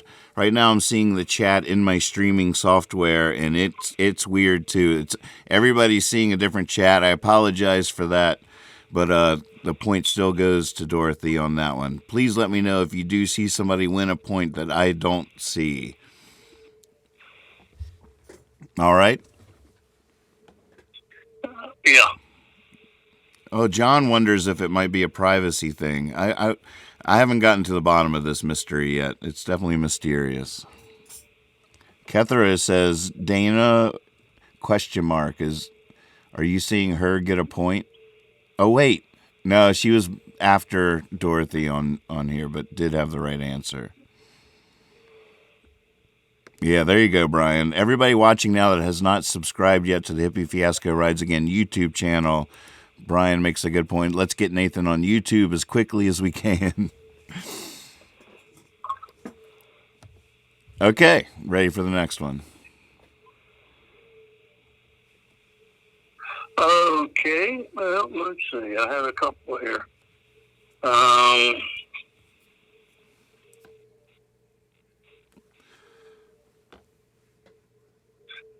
Only one city has two NBA teams.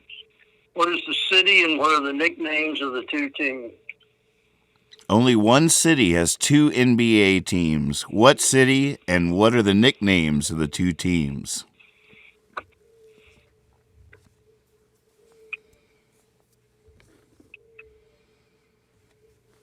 I need a little music for these moments. The ding, ding, ding, ding, ding, ding, ding. And make one up. Carl Mead with Los Angeles Clippers and Lakers. Correct. So, oh, Gons was so close. Gons chimed in first with Clippers Lakers, but didn't say the city. The answer right after that was Los Angeles Clippers and Lakers. I think we got to award that point to Carl. Am I right on that? I would say, yeah. Yep.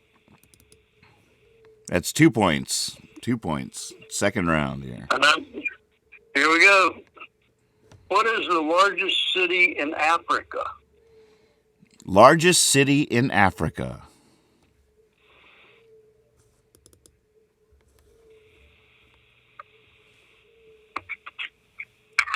Good night, Karen. Thanks for playing along. Bye, Karen.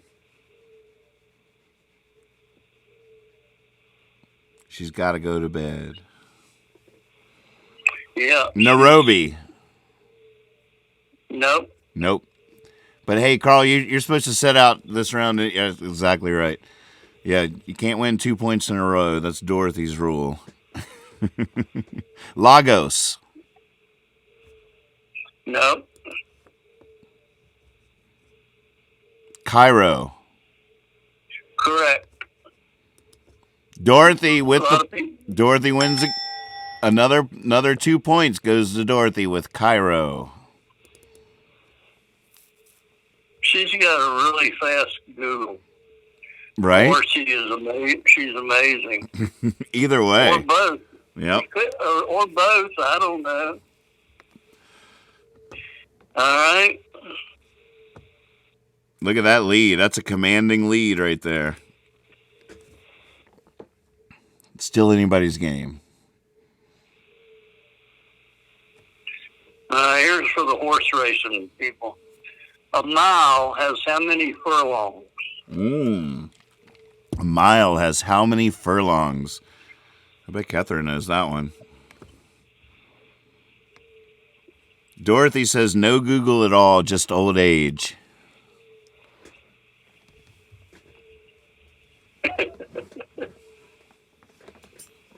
Six. Yeah. Is the answer 6? No. Nope. 8. Correct. Correct. W with 2 points with the right answer. 8 is the right answer. Melissa Daly said 7.9. Ooh. She probably is right. She might be If you right. If you rounded it all to the 10th, I bet she's right. Oh, and then Brian said 7.7. Ooh. Well, one of them can't be right. Do we need to Google it? I do see several 8s. 8's what I have as the correct answer. Well, we'll just let that be hotly contested. W with a point. 2 points. Carl Mead says 7.999998 is the official answer.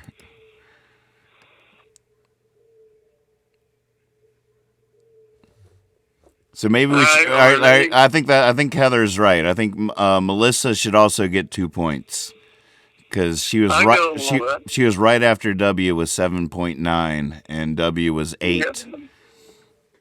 Yeah, that's fine. All right. Are we ready? Yep.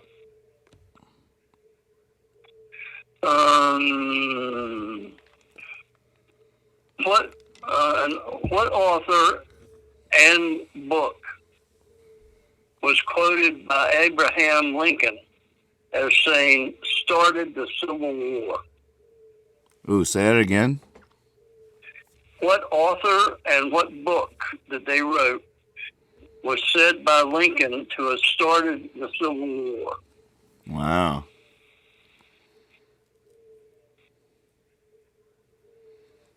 I have a guess, but I definitely don't know that one.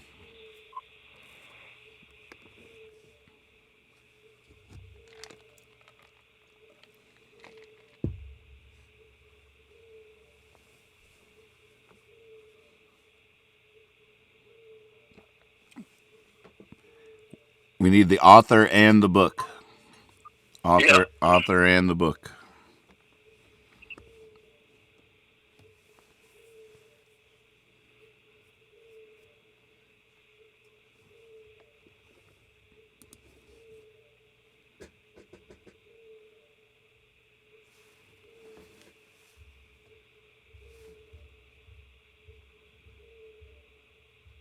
Now this one's hanging them up.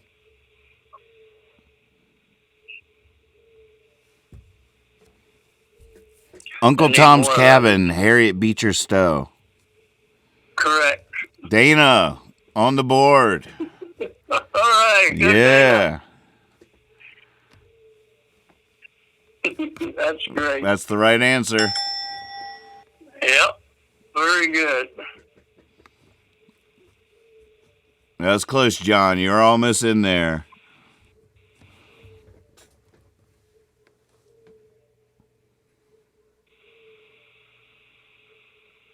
Are we ready? Yeah.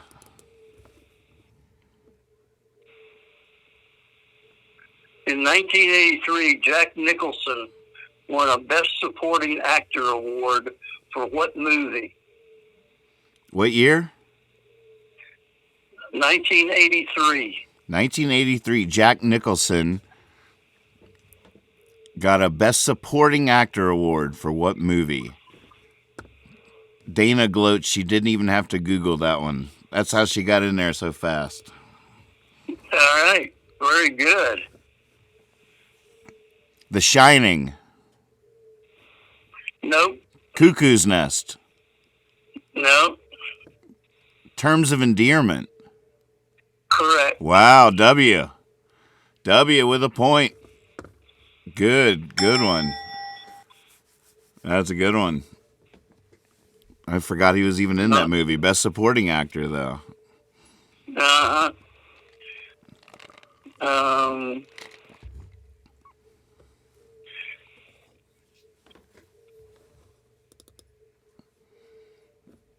W's moved up with 4 points now. He's inching up. Here we go. Here we go. On what TV show did Mork from Ork first appear? Oh, I know this one.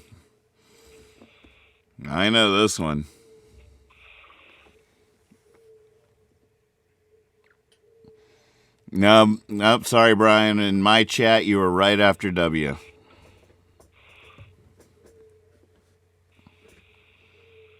Happy Days. Mike Correct. Wolfenbarger on the board. Are we already on the board?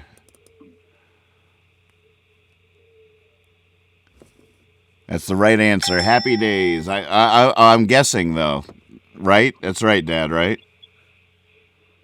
Yeah, that's right. Yep. Yeah. I remember that pretty well. As Mork, he was an alien in Happy Days. I'm trying to remember what happened. I don't remember. Whether they took Fonzie or Richie onto the ship or something, I don't remember either. I might have to go back and find that one later tonight. That'd be fun to see again. All right. All right, here we go. What play put Grover's Corner on the map? What play put Grover's Corner on the map? I'm not sure Grover's Corner is on my map yet. There you go. Irony. Grover's Corner.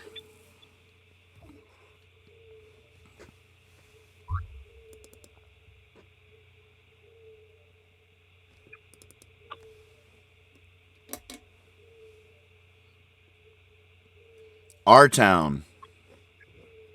Correct. Melissa Daly with the right answer first. Yes. A lot of right answers coming in, but just not fast enough. Congratulations, Melissa. You have now moved up to 4 points. It's getting tight here. All right. Poetry. Who wrote Ode on a Grecian Urn? Ode on a Grecian Urn. Who wrote Ode on a Grecian Urn?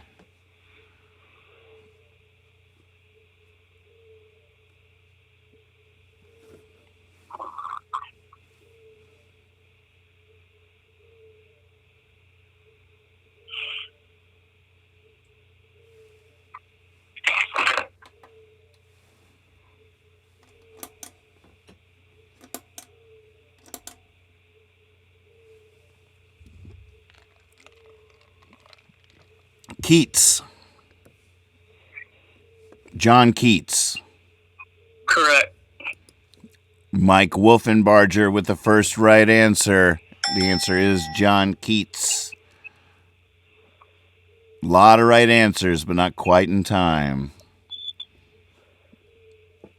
Are you going to read us Ode to a Grecian Urn now? I don't have it, and I wouldn't read it if I did. Too many big words. All right. Where do you think you found that question originally? What? I mean, these are all questions in your journal. Where do you think you... Well, I used to sit around. I was making up a game, trivia game. I have game one, and so I was just going through and thinking of questions, and over a period of time, not sitting down all at once, but over a period of time, like something would be on Jeopardy, and I'd write it down. Yeah, I would just steal it from one place or another, and I read it in a book, and I just thought if I thought it was interesting. What was... That's why I think that, it's a revealing question in that it shows you, if you know that, there's a reason why you know it. Right. Obviously, it has nothing to do with Google at the time. Right. It was before Google. What was your idea for a trivia game? Do you remember that? What was the twist? My twist was that my questions were better than anybody else. Ah, gotcha. It was the question. The art was in the form of the question. Right. Some of the, like, if you knew lines like from Homeward Bound, you knew that. I like that. I'm impressed with you. Right. And so what I tried to do is spread it out so it's not all sports. In other words, I just had a poetry. I'm trying to mix it up culturally, which I'm not doing. You can only do so good a job of that. But, right. And right now I'm doing the same thing. I'm jumping over questions and because of what I think might be more fun tonight, than another time. I like all my questions. Ready for one? Yep.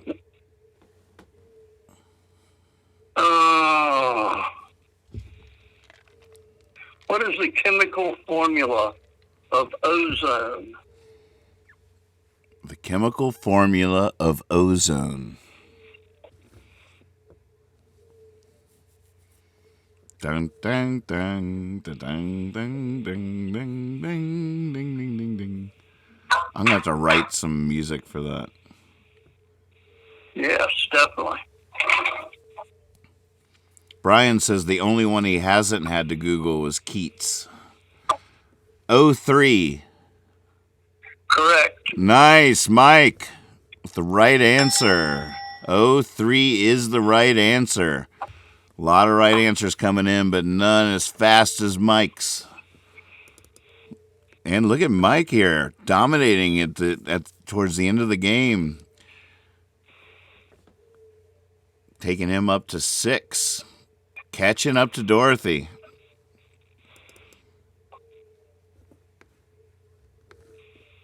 All right.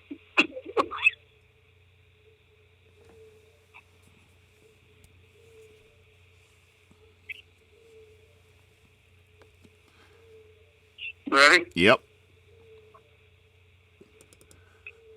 Name the 3 months that were named after Roman gods. 3 months that were named after Roman gods. Name the 3 months.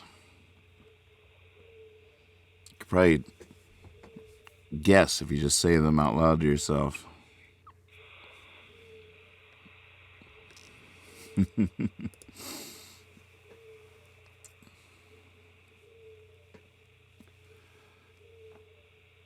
January, March, and June.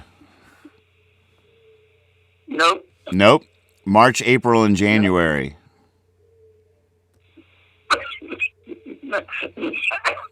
No. March, July, and January. No. March, April, and August. No. January, February, and August. No. All right. I like it. These obviously aren't Googling. I like this. But we haven't heard the ding ding yet. July, August, and May. No. March, April. Hey, Carl, there's 4 in there. Dana, the question is the 3 months named after Roman gods. After Roman gods. How about March, July, and August? Nope. Nope.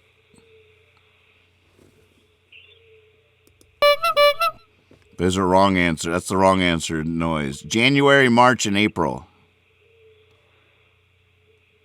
Nope. June, April, and January. No. October, November, December. No. March, July, October. No. Wow. July, August, October. No. Nope. July, August, March. No. July, August, September. This is hilarious. I hope I'm right. No. July, August, December. No.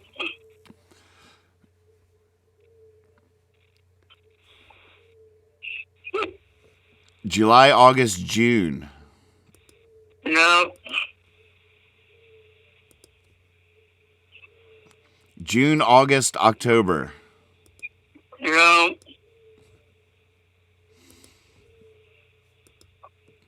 March, January, and May. Correct. Oh, we got it.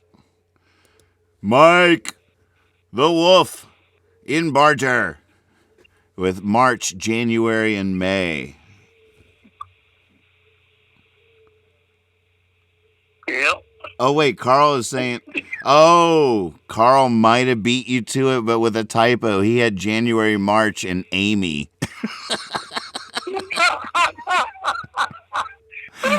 Oh, no. Catherine, you might have to decide that one. We need an arbiter. He had January, March, and Amy before Mike had... It's so funny. He even tried to correct himself and just typed in a lesser than sign AY. And then he had to write damn typos. Oh man. Oh, that's funny. All right, I think we're gonna have to give that to it's a tough one. He didn't it.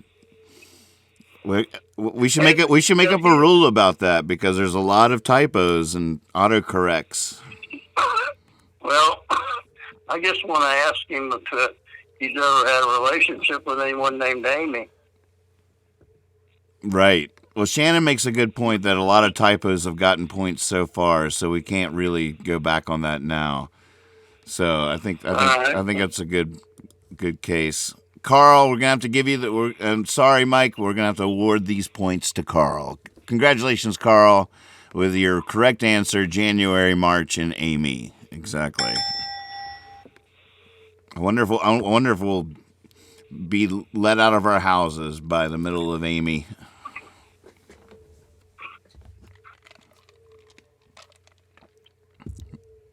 So those. Well, yep. Ready? Well, our scorekeeper is fixing the points here. Okay. I think we're ready.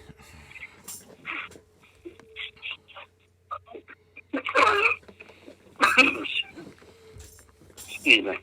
The asteroid belt lies between what two planets? Oh, the asteroid belt lies between what two planets?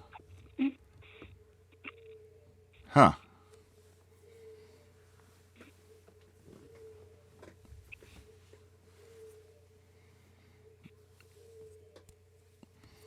Leslie suggests that we call the typos are okay rule Carl's rule.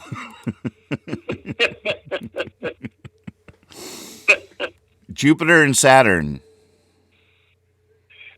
Nope. Jupiter and Mars. Correct. Scott Swaby with the right answer.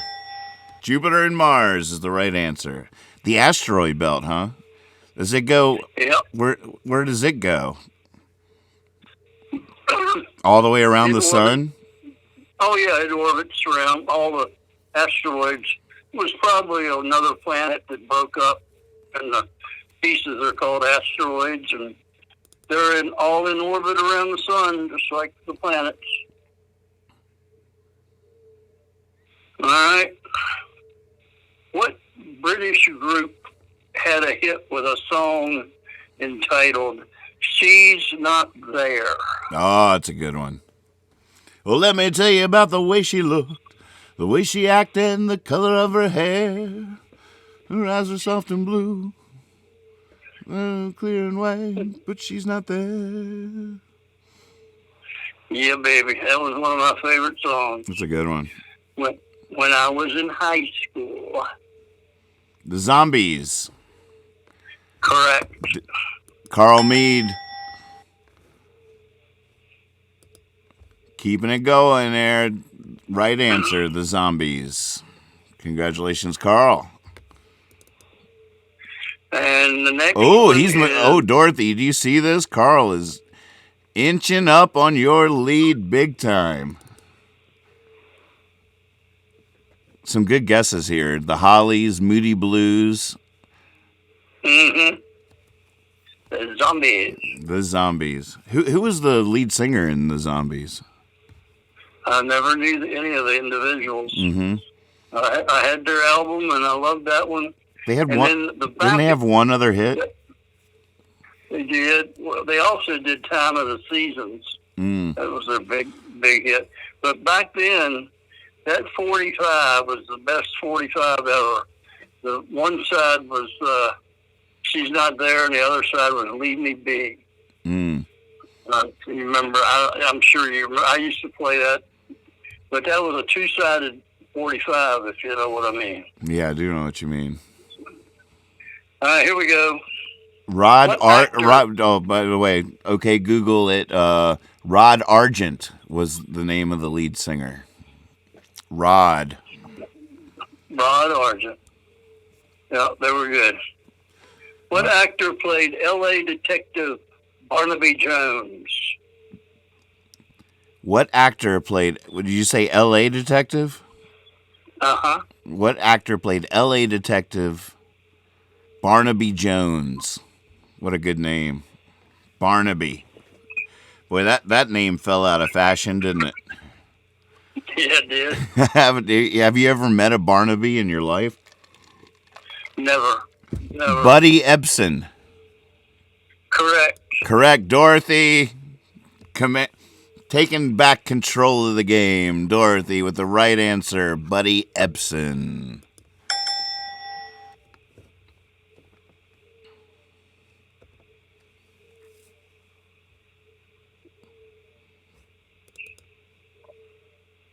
Ready? Yep.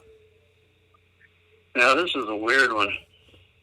You have to think about this.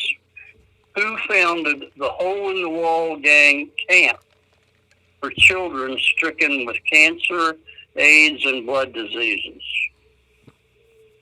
Okay, that was relatively recent. Go ahead and read it again. Who founded the Hole in the Wall Gang camp for children stricken with cancer, AIDS, and blood diseases.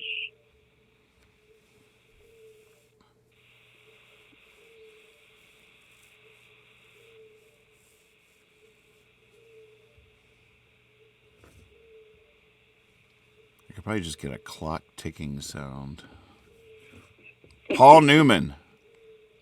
Correct. W with the right answer. Paul Newman is the right answer. Congratulations. 2 more points goes to W. Alex Evans.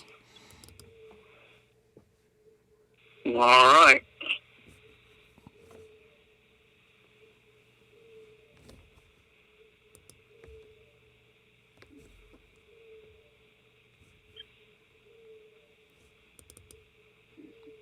Paul What Newman. president? I was just wondering Go out ahead. loud. Paul Newman's still alive, right? Oh gosh, I'm not sure. I don't think so. Yeah, my brain's confused on that. Yeah. What country singer was nicknamed the Possum?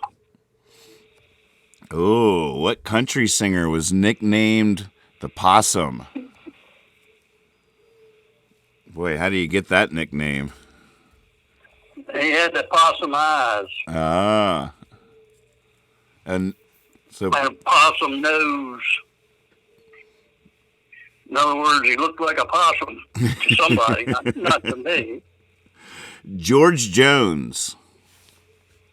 Correct. Yes, Mike. 2 more points. George Jones is the right answer. All right, we ready? Yep. Sit one out, Mike.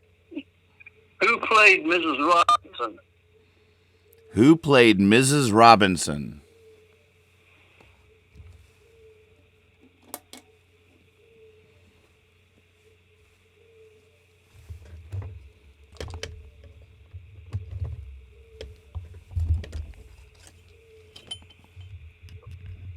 Cuckoo, cuckoo, Mrs. Robinson. Anne Bancroft. Correct. Yeah, Dorothy's back on top. All right. An atom that has gained or lost electrons is called what? An atom that has gained or lost electrons is called what? It's another crossword puzzle word. There's only 3 letters. An atom that has gained or lost electrons is called what? Ion. Correct. Bam, Melissa with the right answer. Ion is the right answer. Good job. All right. You ready? Yep, What was the name? What's that? we're ready. During what war was the Star-Spangled Banner written? During what war was the Star-Spangled Banner written?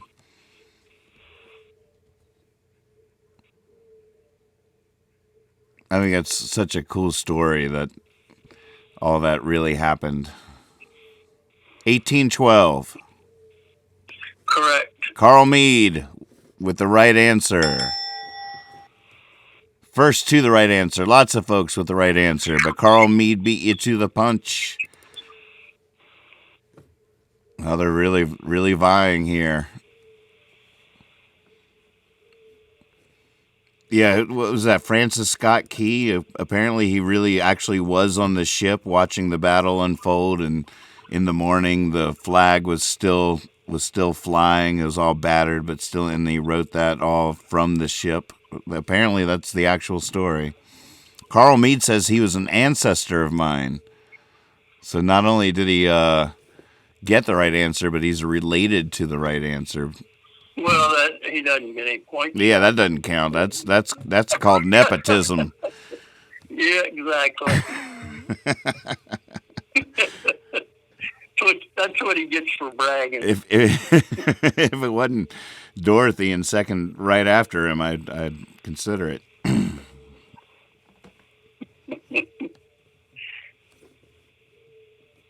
All right, you ready? Yep. What is the square root of a gross? Ooh. The square root of a gross.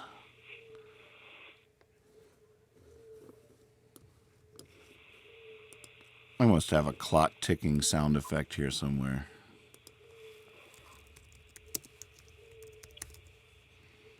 $12. Correct. Dorothy with the right answer.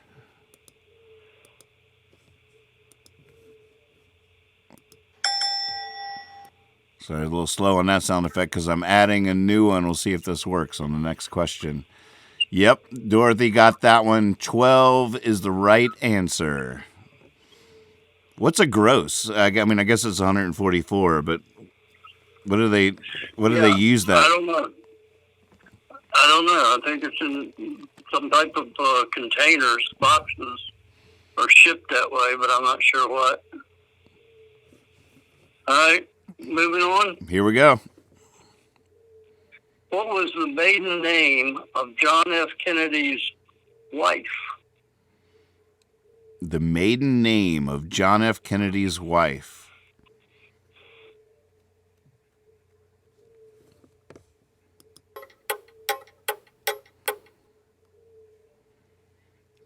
Oh, that's a lame clock tick. It only lasts for a second.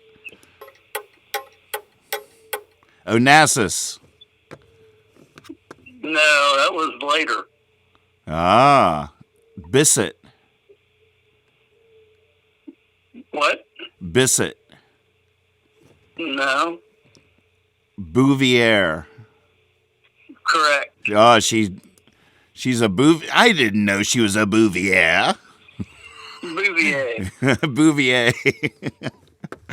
Yes, that is the right answer. W. Alex Jones, Bouvier. That explains a lot.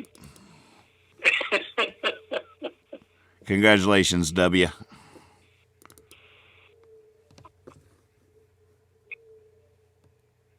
All right. All right. What Get Smart star provided the voice of Tennessee Tuxedo? Say it again. What Get Smart star provided the voice for Tennessee Tuxedo? Tennessee Tuxedo.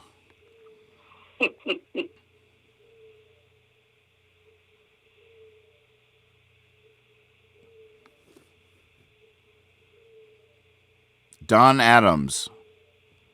Correct. Carl Mead with the right answer.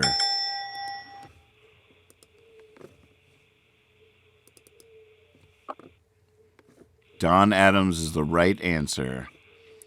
And Melissa, I think it was JFK in the last question, but she became Onassis after he died.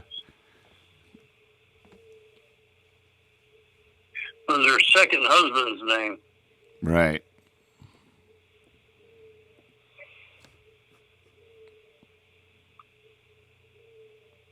Carl Mead with the right answer. Look at this. Dorothy still has a bit of a lead, but Carl's trying to change that.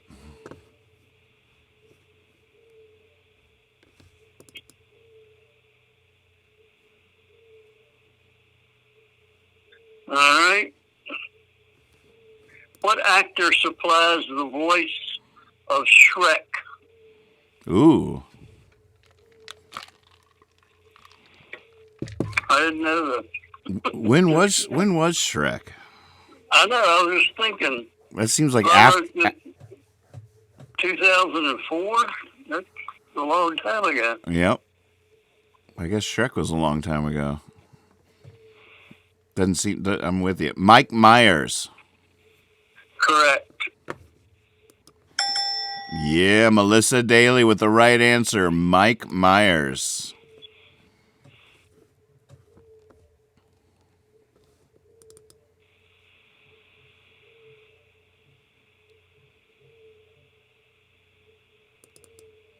Ready? Yep. What state is the Spanish word for snow? Excuse me.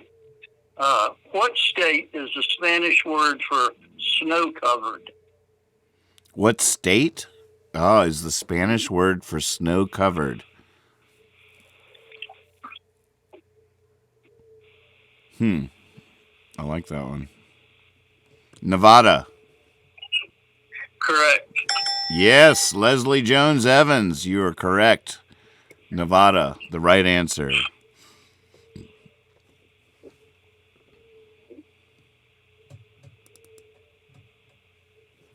All right. Ready? Yep. That was Leslie Jones Evans with that one. Yep. The bottom of the ocean is sometimes referred to as whose locker? The bottom of the ocean is sometimes referred to as whose locker?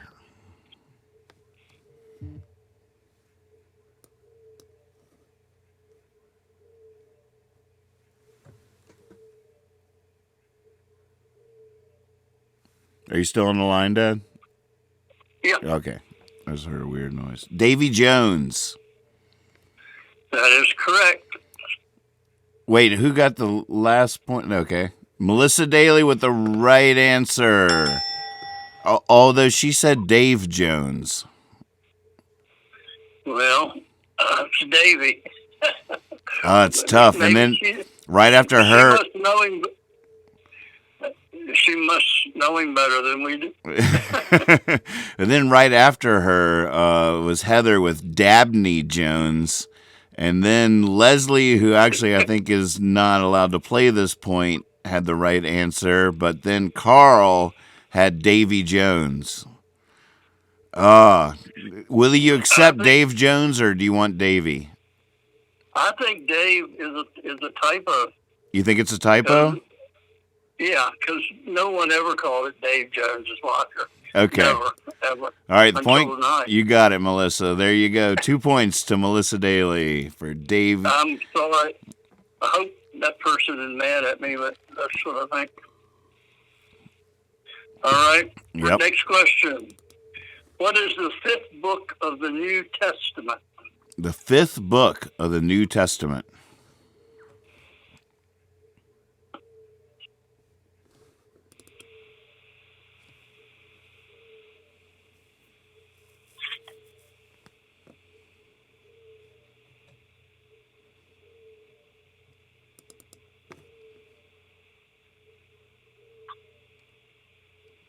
They're invoking Carl's rule for the typo. That's a tough one, though, because sometimes it's not a typo. Acts. Correct. Shannon Wolf with the right answer. Acts is the fifth book of the Old Testament. Mm-hmm.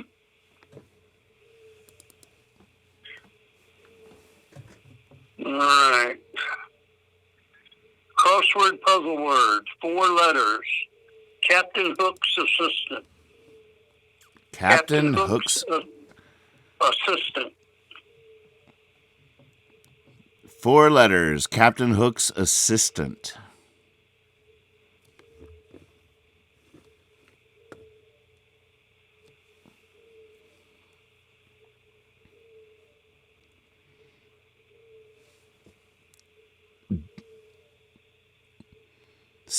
Not speed? Nope. Smee. Correct. W with the right answer. Now I can't. All these. Oh man, it's tough because Swaby had DMEE, which is probably not what he meant. I think we might need to talk about Carl's rule. It's a tough one. I think a lot of people were trying to write the right answer, but it goes like this. The first one was DMEE. The second one was SPEED, speed. The next one was Smeeding, SMEEDING. then there was Sneed, and then there was Smee. The fifth book was Smee. So what do we think of Carl's rule now? Well, I think the first right answer was Smee, because those others aren't even close. But really, Well, Smee is a weird word. There's not a short for Smee. That was just the weirdest word name you ever had. So if you didn't get it exactly right, I don't think you deserve a point. especially when it was 4 letters. I think Scott tried. The first one was DMEE, which is probably a typo, but okay. Definitely a typo. In this case, we're abandoning Carl's rule momentarily to award the points to W with the correct answer, Smee. Smee. Yeah, I'm with you, MC. I think Swabies was clearly a typo too. It's a tough one. Oh, it's tough. Well, I just think you just don't give credit to typos. Because you know what? Well, whatever. I know it's a tough one. Because at the same time, you know. Well, I think in some cases one thing's better than the other, so you have to maybe not have a rule, but just make the call, Right. depending on the situation. Right. And if anybody's taking the game so seriously that bothers them, then they should hang up and do something more fun. And Shannon's reiterating her earlier point that you can't abandon a rule halfway. But I will say that. Well, that's true. I agree with it. I will say that we wouldn't necessarily. I mean, we can decide what the rule should be ultimately, even if we don't, because we can say no typos, but then we have to assume that wrong answers might be typos sometimes, and I think that's two different questions. Exactly. What if someone says the wrong answer, but we award it to them because we call it a typo when it wasn't a typo ever? Exactly. That was my whole attitude the whole time. You can only really go with what's the correct answer. So I do think at least the next time we play, we should go for no typos, especially since it's called OK Google It. There's no real excuse. Right. So that's my whole perspective. Is if you're Googling, you're really just transferring data. Right. So Right. And autocorrect is your enemy here.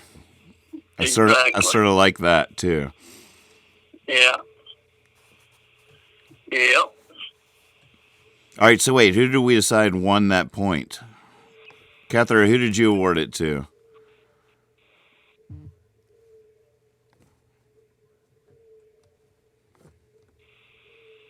I'm gonna let Catherine make the call on that one. All right. That sounds like the best way to do it. Yeah.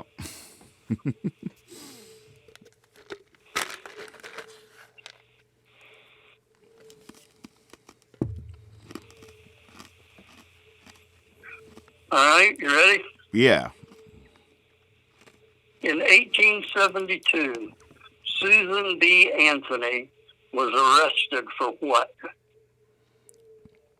What was the year again? 1872. In 1872, Susan B. Anthony was arrested for what?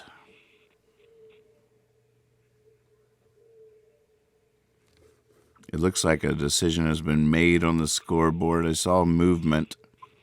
Voting. Correct. Melissa Daly with the right answer. Arrested for voting. I imagine it was for trying to vote.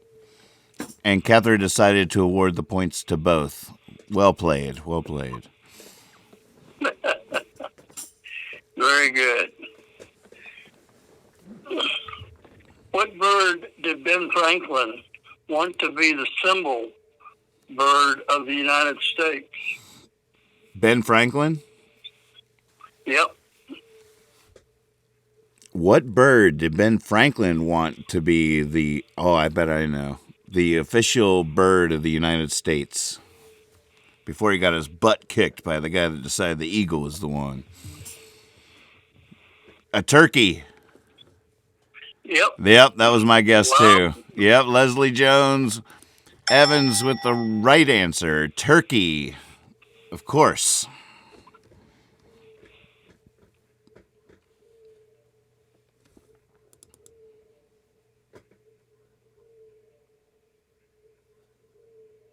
Ready? Yep. Now, this one will take some Googling. I don't think anybody would get this. Name the 3 animals that can provide ivory from their tusks. Wow. 3 animals that can provide ivory with their tusks. All 3 animals.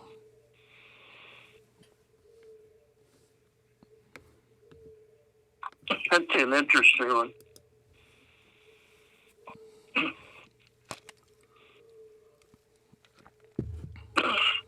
Ivory.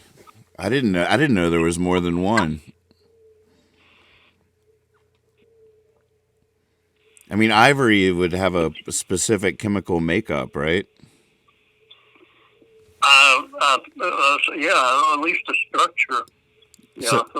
So Carl Mead's first guess is whale, elephant, and narwhal.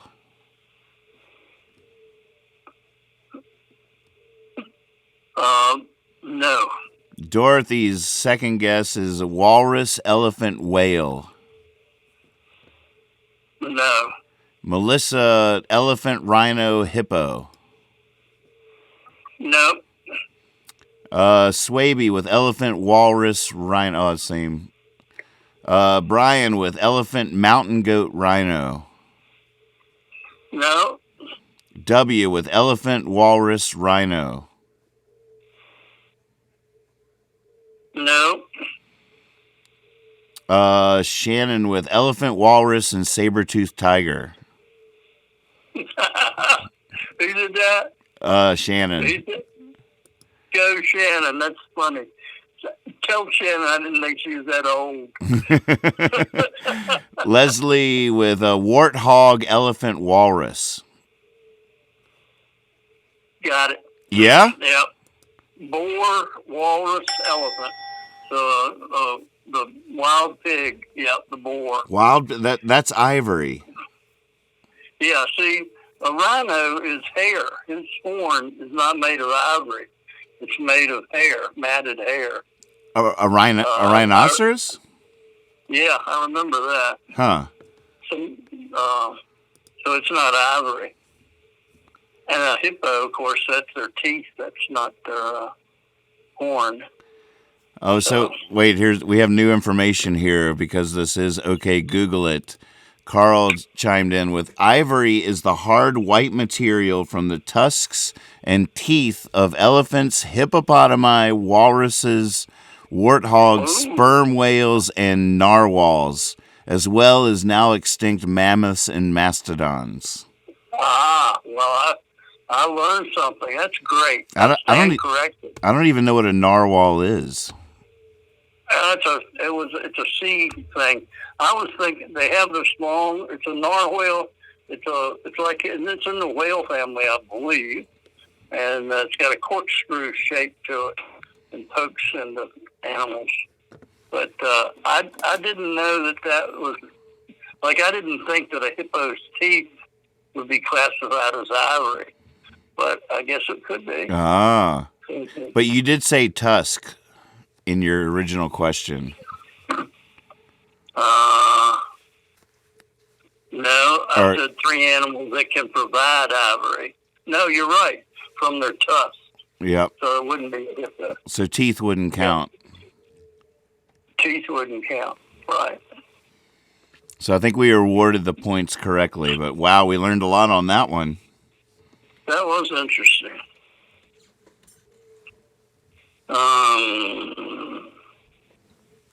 I hear a cat down here somewhere.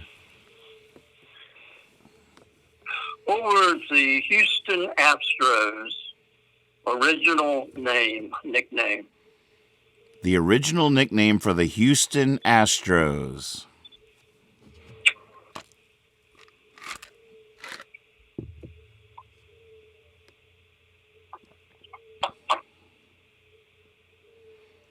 So Shannon just proposed a new idea. At some point, we should do a final 3-point round with only 5 questions without the no sitting out rule, or without the having to sit out part. It's a proposal. Well, so that's a very strategic game plan. Colt 45s. Correct. Heather Berry with the point. That is the right answer. Colt 45s. The Houston Colt 45s. Oh, goodness. Isn't that something? Yeah, it's funny. Wonder how that lasts. Why not? And come on down Saturday. Get your free bullets with the price of admission. Red Hots, bullets, popcorn. All right. Well, I'll tell you what. I agree with Shannon. I think it was her we were talking about. I think we need to wrap her up here. So, however we want to finish up, I'm ready to slow down a little bit. So we should. So, if you would, I like that round 3. So it'll be 5 questions, each worth 3 points, and you don't have to sit it out. So Dorothy has a lead to protect here. Here's our standings so far, as you can see. Dorothy was still a pretty commanding lead, although Carl Mead, W. Alex, and Melissa are hot on the heels, and Heather not too far behind. In fact, with Mike at 8 points there, it could still be anybody's game with 15 points about to come quickly down the pipeline. Do you want to jump right into round 3, or do you need a couple seconds? No, we can do it. I'm good. All right. Are you ready? I'm ready. Yes. Are we ready, scorekeeper? I could actually here. Wait. I'm just gonna take like 60 seconds here. All right. Here, let me find something that's quick here. Stay tuned out there for round 3, the final round. It's going to be a lightning round worth 3 points. And per question, 5 questions, and you don't have to sit out a round. Let's see, what's a good little quickie video here.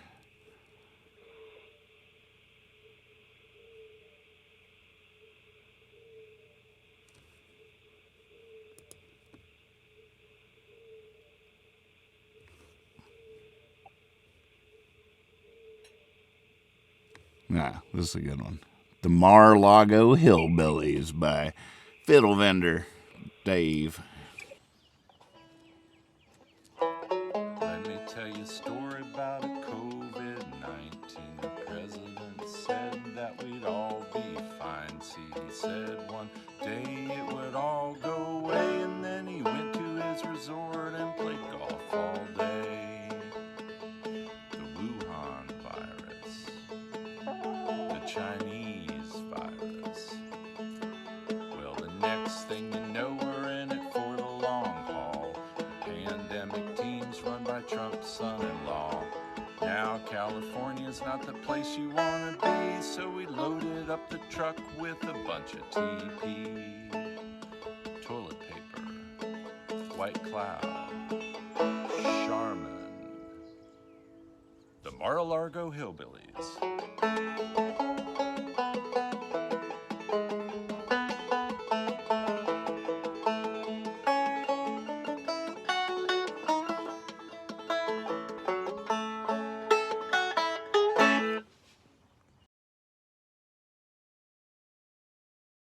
So good. All right, we're back. Hi, you're tuned in now to Hippie Fiasco Rides Again. My name is Nathan Moore, and the show you're watching now is called OK, Google It, with my co-host, my father, Steve Moore. The prize tonight is a copy of his first book, Life Days, and we are now entering the final round. And if you have points on the board, it's still anybody's game. Now, if you're just tuning in, it will be impossible for you to catch the leader, but you can still play along. We're doing the final round 3 now, which is going to be 5 questions, each worth 3 points each, and you no longer have to sit out a round, so you can win two rounds in a row, which you couldn't do during the normal course of the game, according to Dorothy's rule. And yeah, this is a pretty good show. I think maybe we'll lock this into a time slot and do it again. Are you enjoying it, Dad? I am, but we'd have to discuss salary, of course. Absolutely. I already told my people to call your people. That's good, because I can see me now sitting up at night saying, I'm going to write 5 more questions before I go to bed.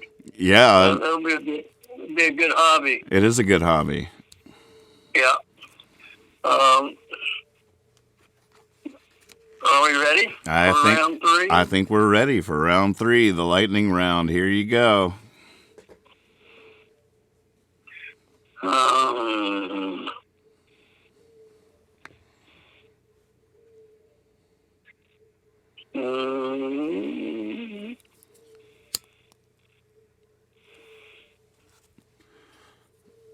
What was on? I had a really interesting one on this page.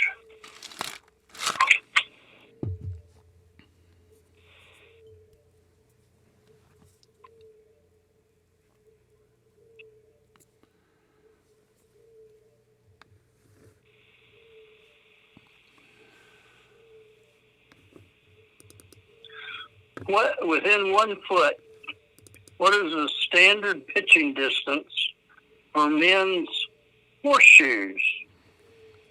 Within 1 foot, what is the standard pitching distance for men's horseshoes?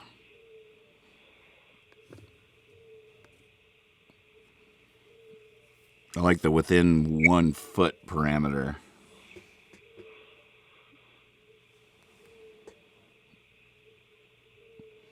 $45 feet. Nope. 30. Nope. 25. Nope. 23. No. 40. Correct. 40. W with the right answer. What is the within 1 foot part for? Well, so it wouldn't have to hit right on the nose. If he had said 39, 40, or 41, you would have got it right. Gotcha. I just got it over, so you didn't have to get it exactly right. I guess that was my thinking at the time. All right. W with the right answer. There he goes. The heat is on. Question number 2. What is the only state to allow absentee ballots from outer space? Ooh, I know that one. The only state to allow absentee ballots from outer space. Oh, I like this exchange on the last question. Emerson's like, close enough, and W says, because close counts in horseshoes. Horseshoes and hand grenades. Florida. Nope. No, my guess was wrong. Texas. Correct. Ding, ding, ding. Shannon with the right answer. Congratulations. Texas is the right answer. More on the board.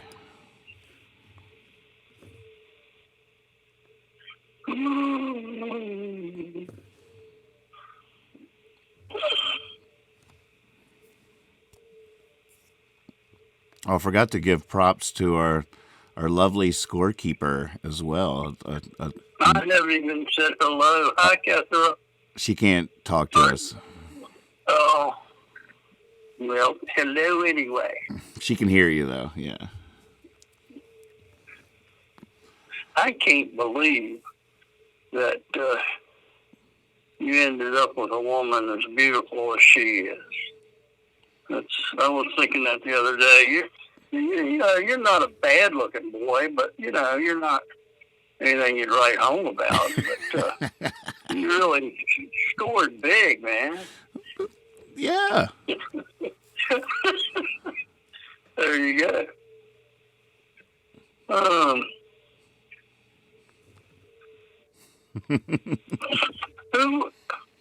Who invented the ink blot test? Who invented the ink blot test? God, I feel like I know. Is it? I shouldn't even ask.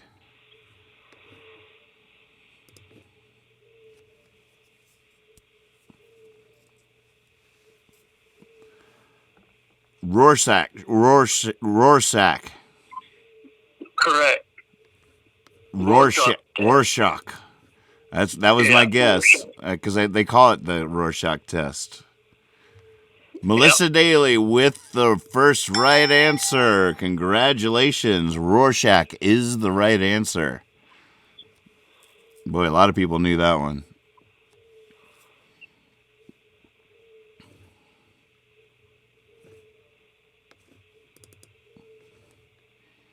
Look at this. Oh, where is Dorothy? Because Melissa's about to overtake her. Is she still with? Oh, no, she's there. Just wasn't there in time. Melissa just edged her out. Look at that, 2 down. Oh, man, it's getting tight here.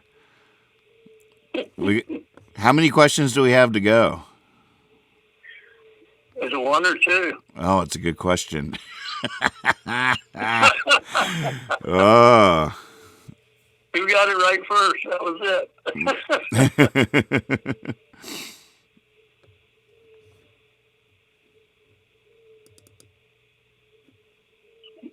Are we ready? All right, they're all saying they're all saying 2 more. 2 more. 2. All right.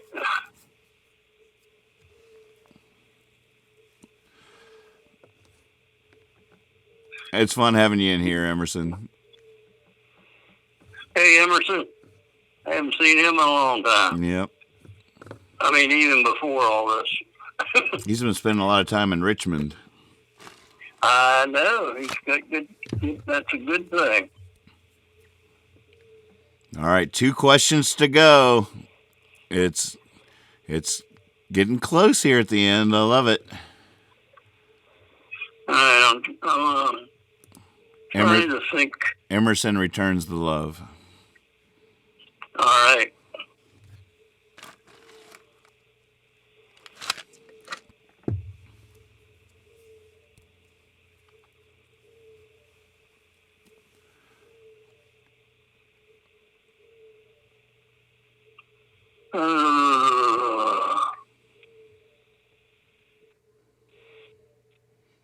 Gotta be good ones. Here we go. What is the largest of the Great Lakes? What is the largest of the Great Lakes?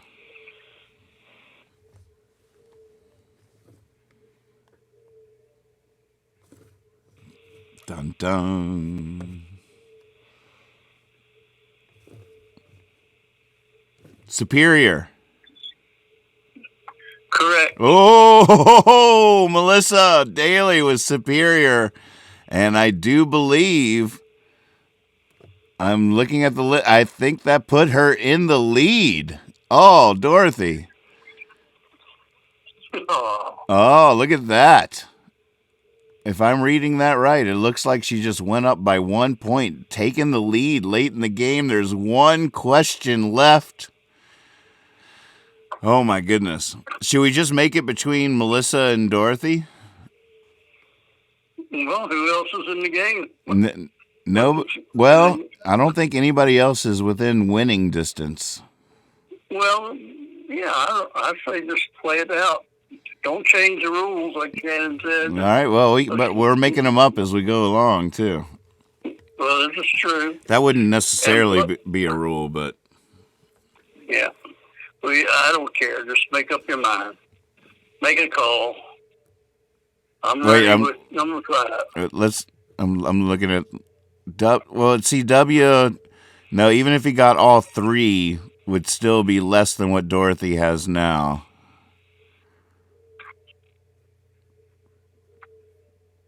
All right, I'm making a call. It's between Dorothy and Melissa. Unless I'm looking at this list wrong, we'll give it a couple of seconds. If Catherine, am I missing anything? Everybody can still answer for sure, but I'm just going to go. It's just going to be between Dorothy and Melissa, whichever one of them gets it first. And I love that it's OK Google, because both of them will have the right answer. It's all a race. All right. Mike says it's a good call, so we're going with it. Wait, the scorekeeper's writing something. She's totaling the points here. We're getting the official tally. Dorothy has 17. Melissa has 18. All right.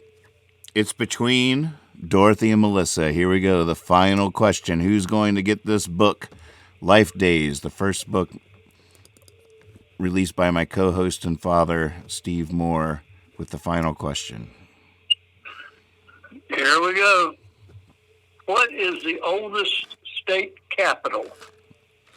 Oh, I think I know this. The oldest state capital.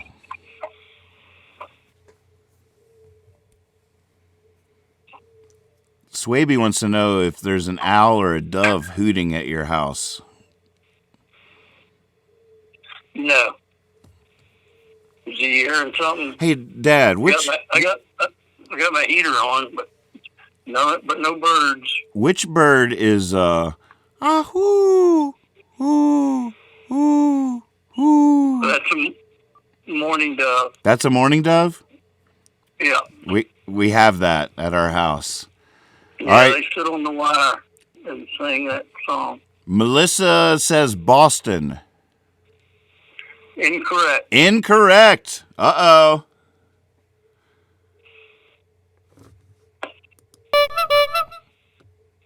Melissa says Santa Fe. Melissa is correct. Oh, she got 2 answers in before Dorothy got there. Wow. Oh, sorry, Dorothy. Dominated the entire game only to have it stolen right at the very end. Stolen, I say. Stolen. Melissa with the win. Am I wrong? I'm right about that. You need to interview Dorothy while she's in pain. Is Dorothy still with us? What happened, Dorothy?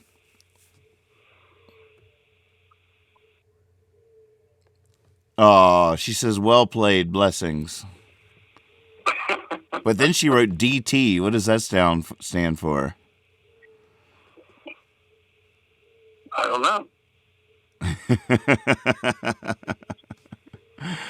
Well, congratulations, Melissa. You are the first winner on OK Google It here on Hippie Fiasco Rides Again, the new hit show. Very well played by everybody. Dorothy, you were crushing the whole time. You definitely kept it real for everybody. You gave everybody the goal line to get to. That was super fun. Thanks, everybody, for playing along. I'll tell you what I do, Nathan. Okay. If you can get their contact information, I'll mail them both a book. That's not a big deal. Well, how about that? Is that all right? What does DT stand for? Dorothy says, all stay safe and healthy. I'm DT. All right, well, Dad has made an executive decision. He would like to send both of you guys, both of you ladies, a copy of Life Days, his first book. So I'll be reaching out to you, Melissa and Dorothy, for your contact info so you can get your prize. Oh, is that all DT is? Is her signing off, her initials? Oh, gotcha. Oh, man, that was fun. Thanks, Dad. Yeah. Thanks, I enjoyed thanks, that. thanks, babe. How about a think when round for our lovely score lady? Good job. Good job. Stayed with us the whole way. Yeah, that I was. bet she knew every one of them. And exactly, she the whole time she's thinking, I could be winning this. I could be winning this. She already has your book though, so I'm glad somebody that doesn't have it is going to get a copy of it. That's a beautiful thing. There you go. All right. Well, I'm gonna head on out of here. That was talk really fun, Dad. Thank you for doing that. Well, I enjoyed it. I think we killed some time for some people. Absolutely. I think we might have a show if you want to do it again. Yeah, we'll do it again sometime. But I am going to make up some more questions. Yeah, you're going to have to now. Yeah. All right. I'll update. You'll be revised, so you might have heard of some of the people. Right, exactly. Awesome. All right. Bye-bye. Bye, Dad. Love you. You too. Thank you so much. Love you guys out there. Thanks for checking us out. Bye-bye. Wow. How about that? That was so fun. Thanks, Dad. So I think thanks to Fred Torfey, I now have at least the beginnings of my final credits for my shows, which is nice. What do I plan to do? Tonight I'm going to go back through every Hippie Fiasco Quarantine Edition webcast that we've done so far and copy everybody's names that have commented in the chats as the creepers to go over to be scrolling over the final credits of each show each night. And then I can have the tedious job of adding to that. Oh, that'll be hard to keep it up. To figure out new names, I might have to get like some skills with a spreadsheet or something to really filter it out. But I don't know. But it'd be easy to do it up to this point of creepers, people that have commented in the chat, to scroll over the final credits of the show. Something like that. Working on it. But I do like ending each night with this video that Fred Torfey made to some music that he made for the YouTube audio library. And so that's how I'm going to go out here tonight. Thanks again, everybody, for playing along. I'm sure I'll see you later tonight. I don't know. Maybe this gives me the night off since we did such a good show earlier. I don't know. These are things I'll be thinking about for the next couple of hours. But either way, love you all. And where's the folder? Oh, let's see. I'm in the wrong freaking place. It's cool. I got this. Torf's Tune. I still have to ask Freddie what he thinks about this idea.